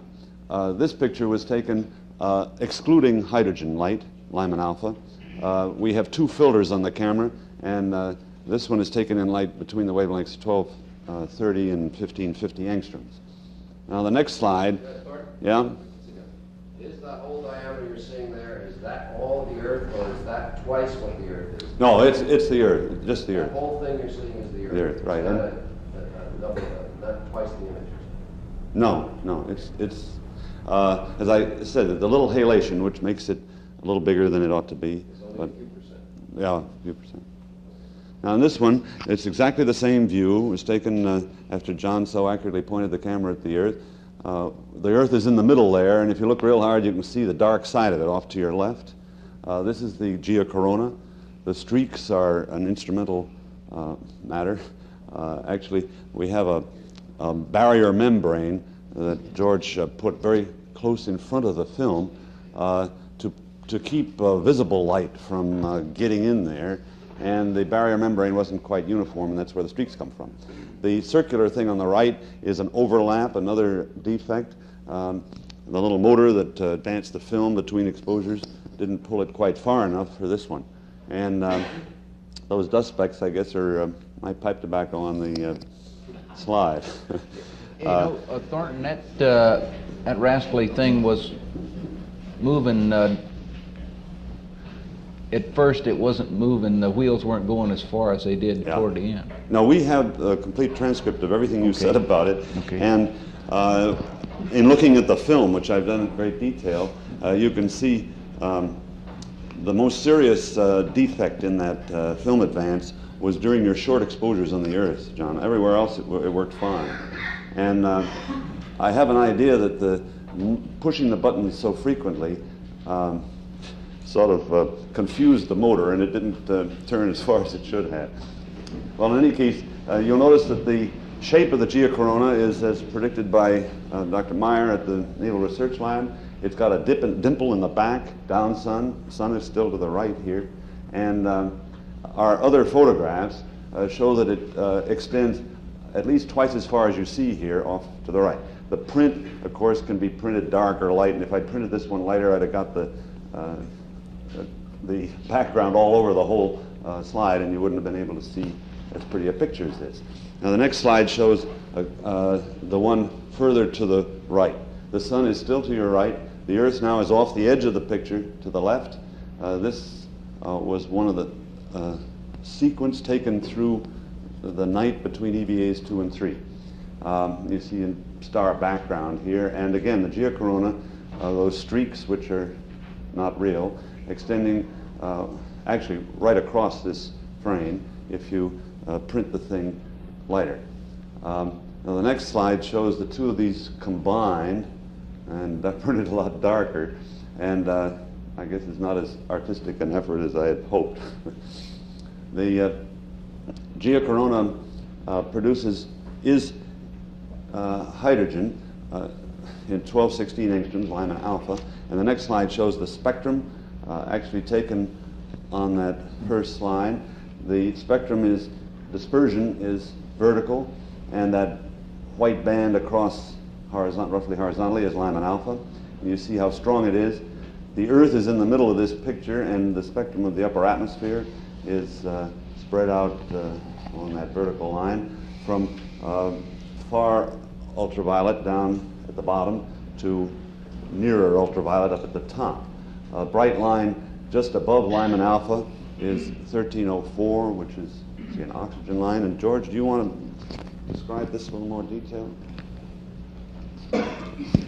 We've so far only made a very crude analysis of the spectra by comparison with the laboratory spectra made in the pre-flight calibrations. However, we have tentatively identified the 584 line of helium, the 834 line of ionized oxygen, the 1026 line Lyman beta of hydrogen.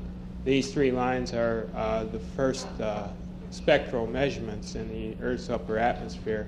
All previous measurements have been limited to wavelengths longward of 1100 angstroms, which we also cover, and which includes the Lyman alpha line at 1216, the 1304 and 1356 lines of atomic oxygen, and the Lyman-Burge-Hopfield bands of molecular nitrogen between 1200 and 1600 angstroms.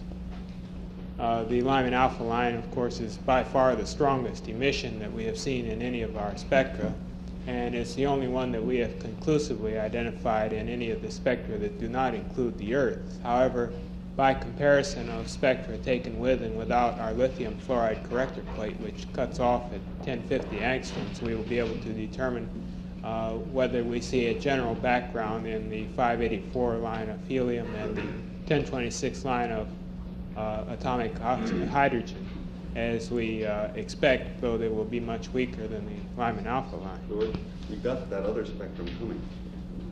Okay. In other words, can you hold on a minute? I think the order he's got them in has the Magellanic Cloud, and we're probably taking too much time. Do we have the next slide? Well, that's it. Go ahead. So this is without the corrector plate. You'll notice that the Lyman alpha here is broader. The definition is poorer, but as George was just saying, we get lines further down in the ultraviolet on spectra taken without the corrector plate than with it.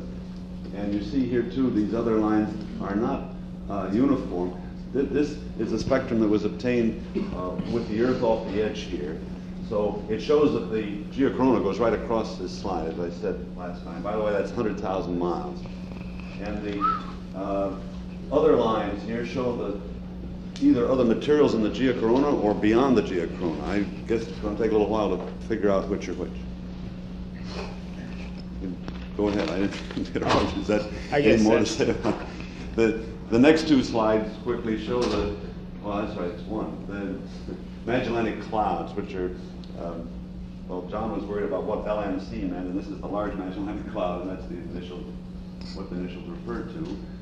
The picture on the left is with hydrogen, with Lyman alpha, and the picture on the right is without.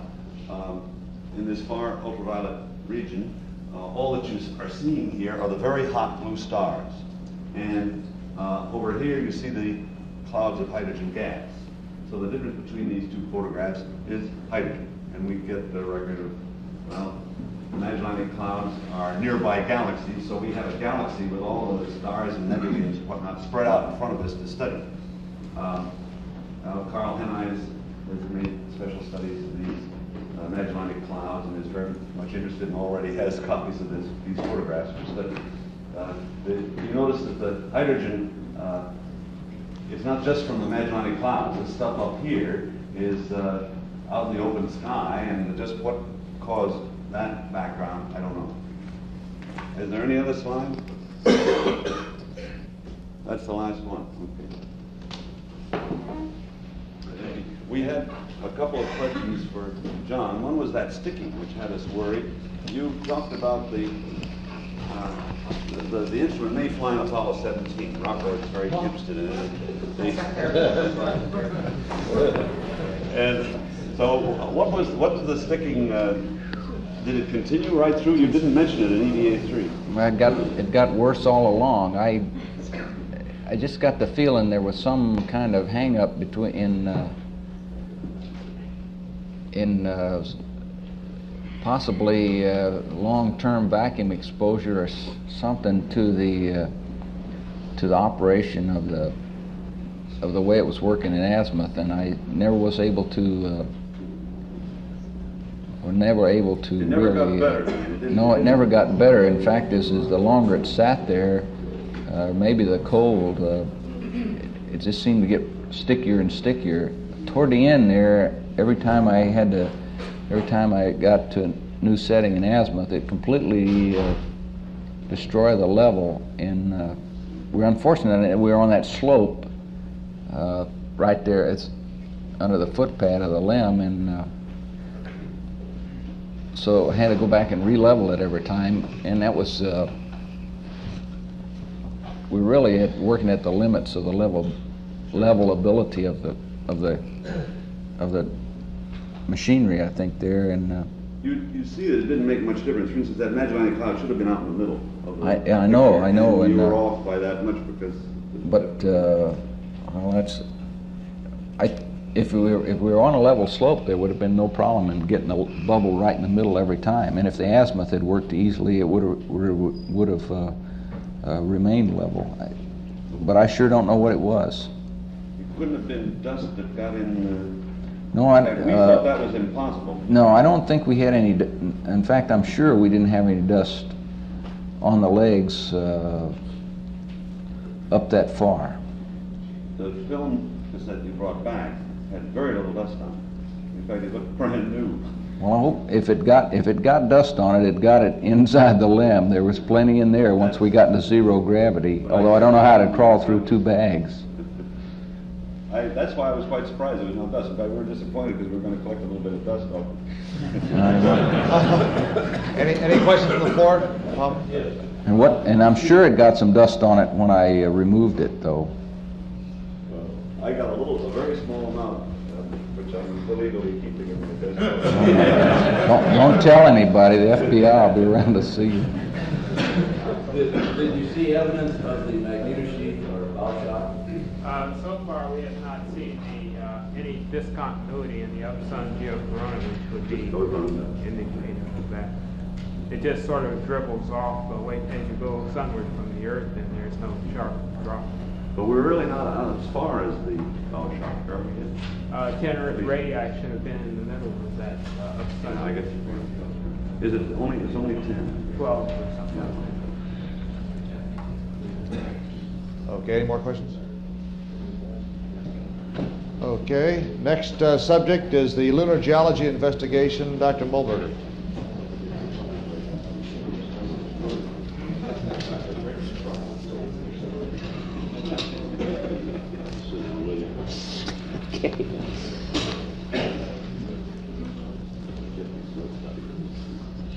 For the benefit of the astrologer in the crowd, there's been very little evidence for water and none so far for geysers. Our experiment may not be as far-reaching as theirs, but on the other hand, I think we've made a large step toward understanding the history of the moon, and therefore the Earth, and therefore the solar system. And if you guys can find any more, we're out there with you.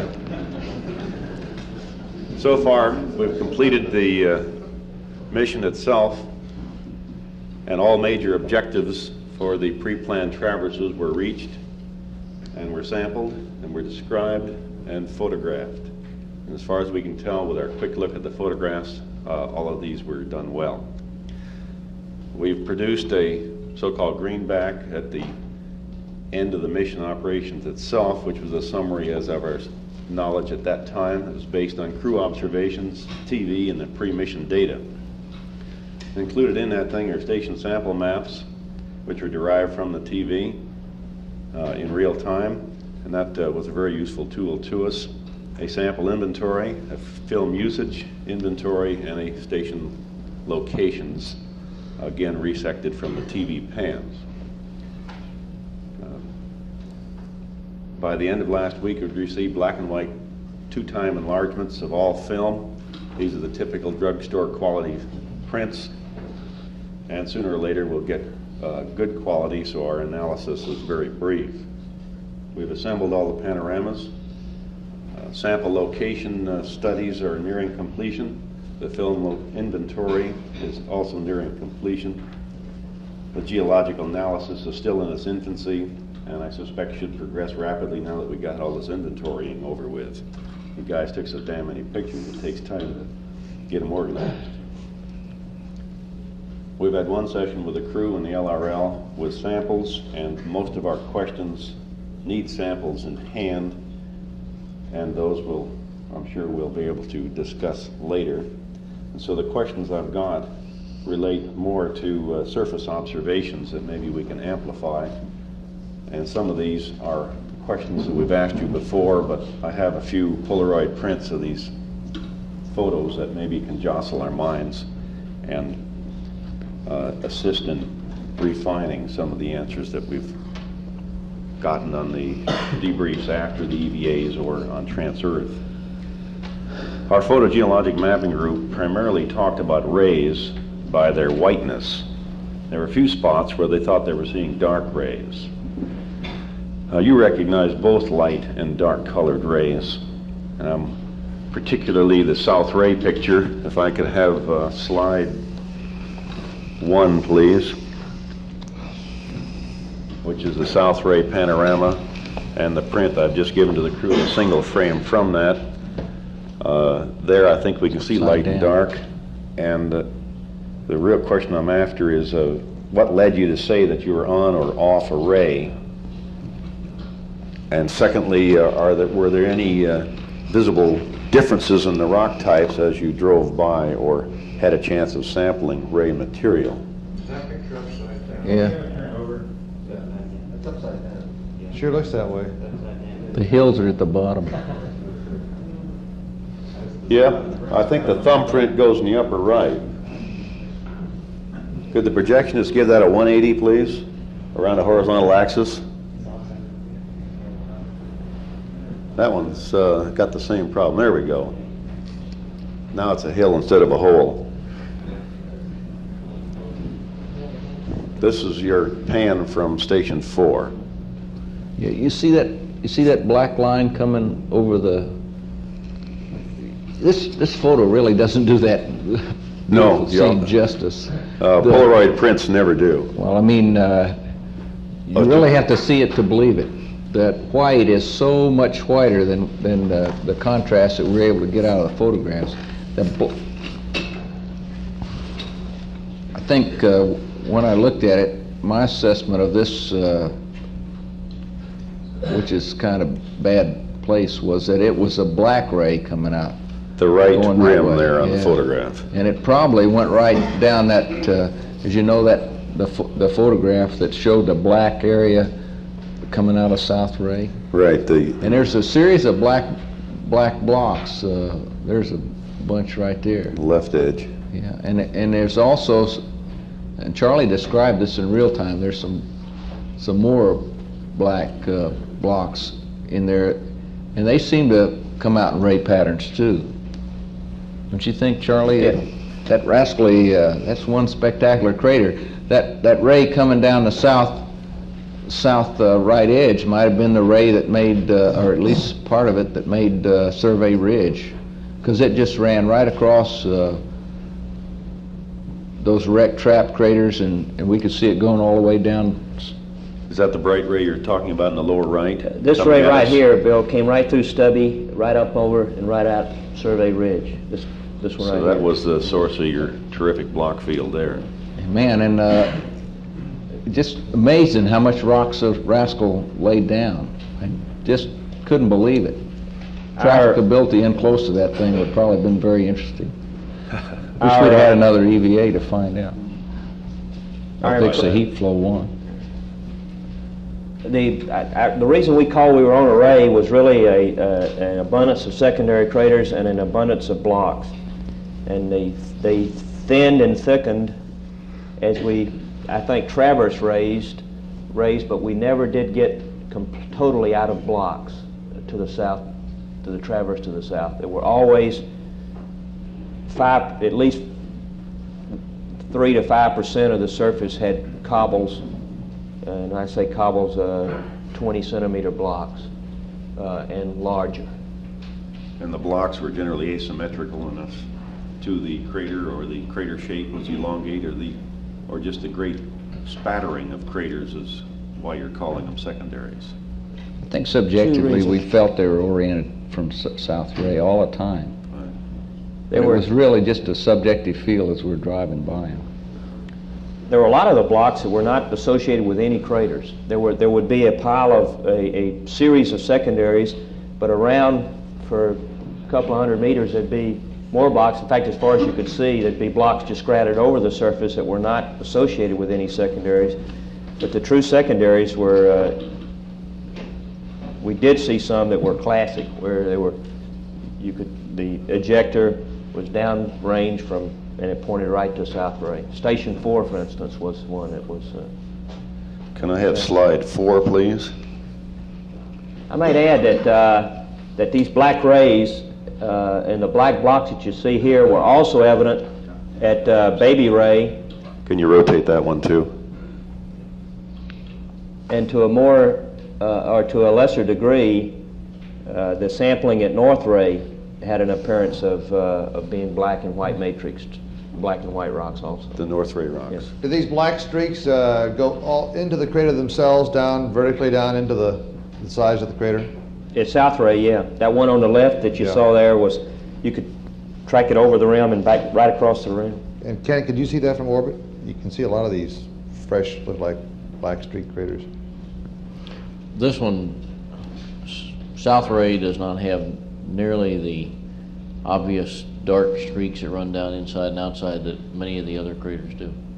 There was dark material, dark appearing material that was very obvious in the crater interior, but I never recognized it as being a ray that was thrown out with a radial dimension. Yeah, I think looking at the photography, the feeling we got from looking at South Ray was that that black streak was just an absence of any rays. But I think it, from the blocks, it must be black ray material. Dark material. Maybe the dark matrix rocks would produce that darkening. It petered out a lot faster than the white rays, though. I mean, you know, within a quarter of a crater diameter, it was gone. From the bottom of the... Those could disappear just because of their general appearance. Could. Like the local regolith, the white ones being so obviously different, it'd be easy to recognize. I suspect why the mappers did the same thing. Here's your pan, John, or part of it, looking up sun. And this crater you suggested was a secondary, and therefore the sampling that you were doing primarily over there to the left corner is where the rover is, would be South Ray ejecta as the principal source. Is one reason we wanted to move you on, and I think that was a good decision now that we look at your photographs and from what you had told us. Well, we sampled this crater up on this close-in rim and down the rim a little bit, but man, if that's not a classic secondary, I never saw one. Yeah, that's type locality, if you pardon the geological verbiage. And you can see the debris from there, just scattered all out in here too. The rover's back over here. Yes. Downslope. You can see it right in the left corner, just the edge of it. Oh yeah. And I think you're standing there, Charlie. Probably on my face. Okay. Okay, related to this are some of the craters that you called indurated and had clods around them. Could I have photo 7, please? And that'll probably need a 182.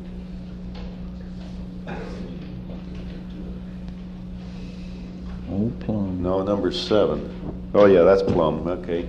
Now that Plum's got a little bench in it. And on the pre-mission work, there were quite a lot of them that had benches and suggested that there was a indurated layer that was shallow compared to what the crater counts said that the age of that whole surface had to be. We just heard Kovacs tell us there's a very thick regolith here, which is what it should have had by the cratering stories, and yet there's always this little bench. We're wondering now whether that bench has some relationship to the ejecta from the South Ray and North Ray craters, and therefore might be what you brought up here on the rim of Plum as some of the pre-Ray indurated regolith. Do you have any thoughts that could go into that? That wasn't what I was calling the indurated regolith, Bill. Wasn't it? No. What was that? The indurated regolith I was talking about was 2 2-meter size craters. 2 meter Yeah, craters. 2-meter size, and they were little teeny clods, no bigger than a grapefruit, and that were symmetrically around a very shallow crater that had a Hackley black glass right in the center of these little craters. And the biggest one was no more than 2 meters in. You see down in the plum, see that outline of rocks down in there? No, keep going down. Right here? No, over here. Why don't you point to it? Okay. See those rocks right in there? Well, I think... near the bottom of the view. I wouldn't be surprised, but what the most likely candidate for a rock that was from down either in the bottom of Plum or from the lower part of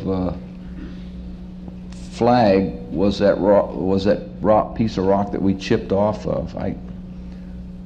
It's located right in this area. Yeah, it's here. just outside of the view of this picture. And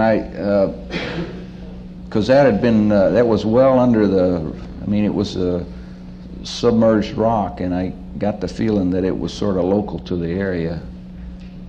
I don't see how it could have been from South Ray, or unless that was extremely soft when it plunked in there. I didn't rule out that, but that would be the most likely candidate, of the ones we could get to. There's no way we could have got down in there and got those rocks. That's true. And gotten back. Since they took your tether away from you, I don't imagine you want to explore those craters. Okay, the Buster crater, photo 8, please.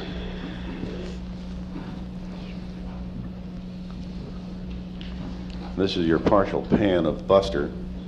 Again, not a winner for photographic work.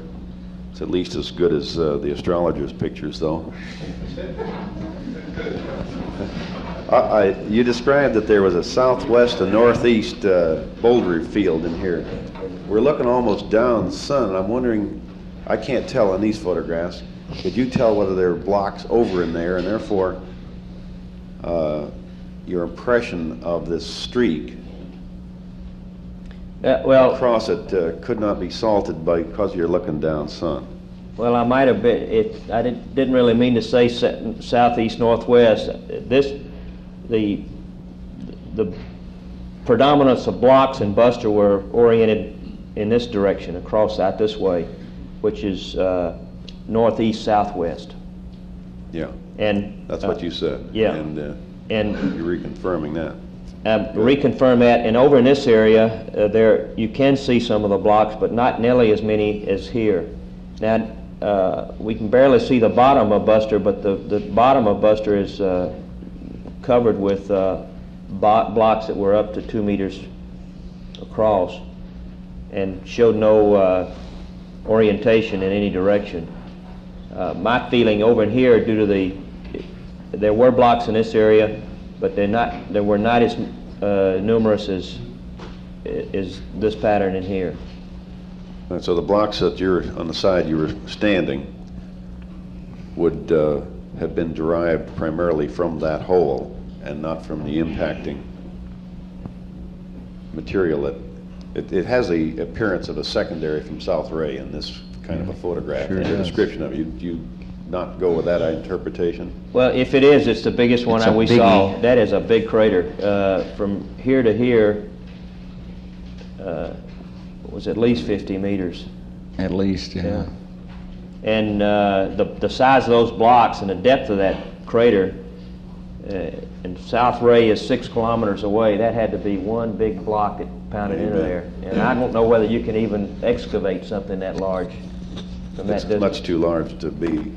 I don't really think it's a secondary, personally. Yeah, so my feeling that looking at it, it was a primary, because I couldn't conceive of how you get one from. Of course, it could have maybe been a secondary from one of those big craters way down south. That's a possibility. Yeah. So that's either local bedrock or some of the flap or the thrown out material from Spook that we're seeing there in the floor and the walls. Great. Spook didn't look like that at all. This was a lot fresher crater than I'd hate to Spook. oversimplify this business, because it don't tell them where that rascal came from.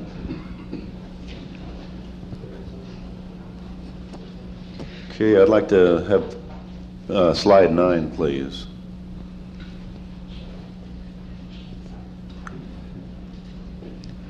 This is North Ray Crater, and there were arguments among you guys and there are arguments among ours as to whether we're seeing layering in there.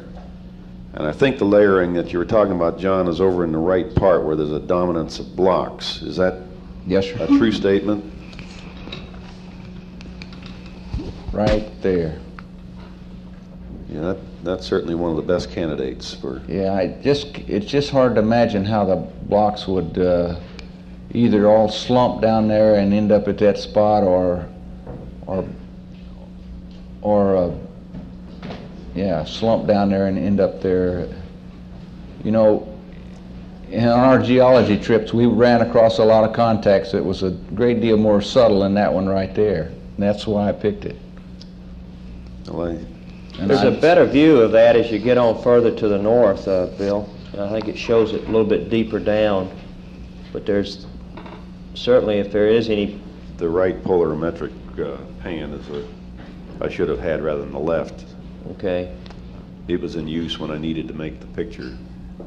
You know, up at going up Stone Mountain, there was one other crater that we were looking into as we were driving up Stone Mountain, where we could see what looked to be more like an outcrop than anything I've seen so far. And it was the same kind of thing, only it wasn't broken up like that. It was just one solid piece. I don't think there was any way we'd have gotten up the hill to it. And we've got some photographs of that, and it shows up on a 16mm photography as we're driving up there, and I can point it out to you. But it was about that 1/3 of the way down from the top to the floor. Same kind of. The rover. But that's the only two places where I'd really call out. Well, I would hazard a guess that was outcrop. That was outcrop. Off to the left there, you can see a vertical string of blocks right in the middle, right the far here. wall, yeah. And were there any visual observations you made of that? Well, again, I got the impression we had areas, white areas and dark areas. Now, maybe the darkening was just because of the shadows caused by the rocks.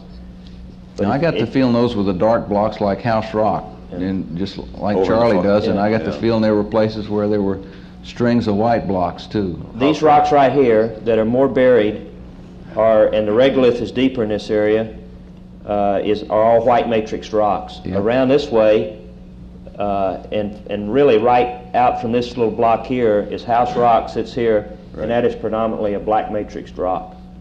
And I counted 9 radial block trails out of that crater.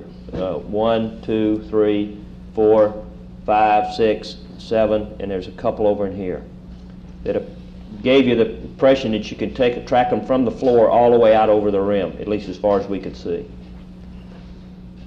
Distinct zones of blocks. Good. As rascally actual craters don't really exhibit the classic overturned flap that we've been looking at. They are more complicated than that when they all get shuffling around on themselves. In here, as I said, we had the impression that the regolith was more loosely consolidated because of a footprint impression I had. Down at South Ray, down at House Rock, we already commented that we couldn't even get the tongs or the shovel or the scoop in. And around the rover, which was sitting right back out here, it had the same problem. And you don't get the impression from here, but the slope going down to that block where we'd had to go down to get a picture of the bottom of the crater was not the kind of thing I'd want Charlie to be doing without having that 100-foot line on us, so we didn't get any pictures of the bottom of it. Well, we'll wait till we get the pan camera stuff to look into the bottom, I guess. No, or Ken's words on it. As you wouldn't can mind see, him going down there, but I'd like to be able to get him back. Yeah, me too. As you can see, here, the white matrix rocks had more filleted and appeared to be more covered with regolith than the larger rocks around over here to the north where the black matrix rocks, the house rock was. It had some filleting, but it was not nearly so pronounced as this area up to to the south.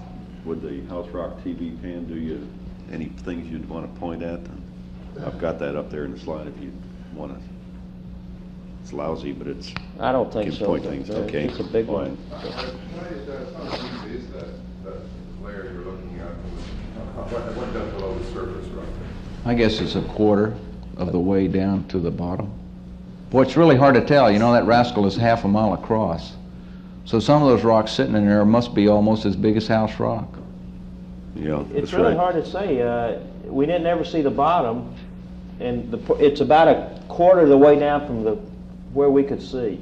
Yeah. I would imagine that the bottom of North Ray looks very much like Buster, the bottom of Buster, with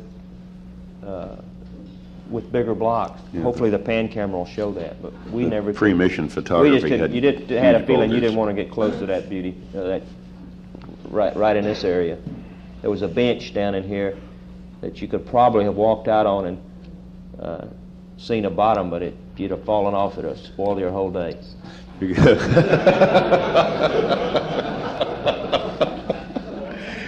Besides that, you get the flight controllers mad because you didn't get back to the limb on time. Yeah.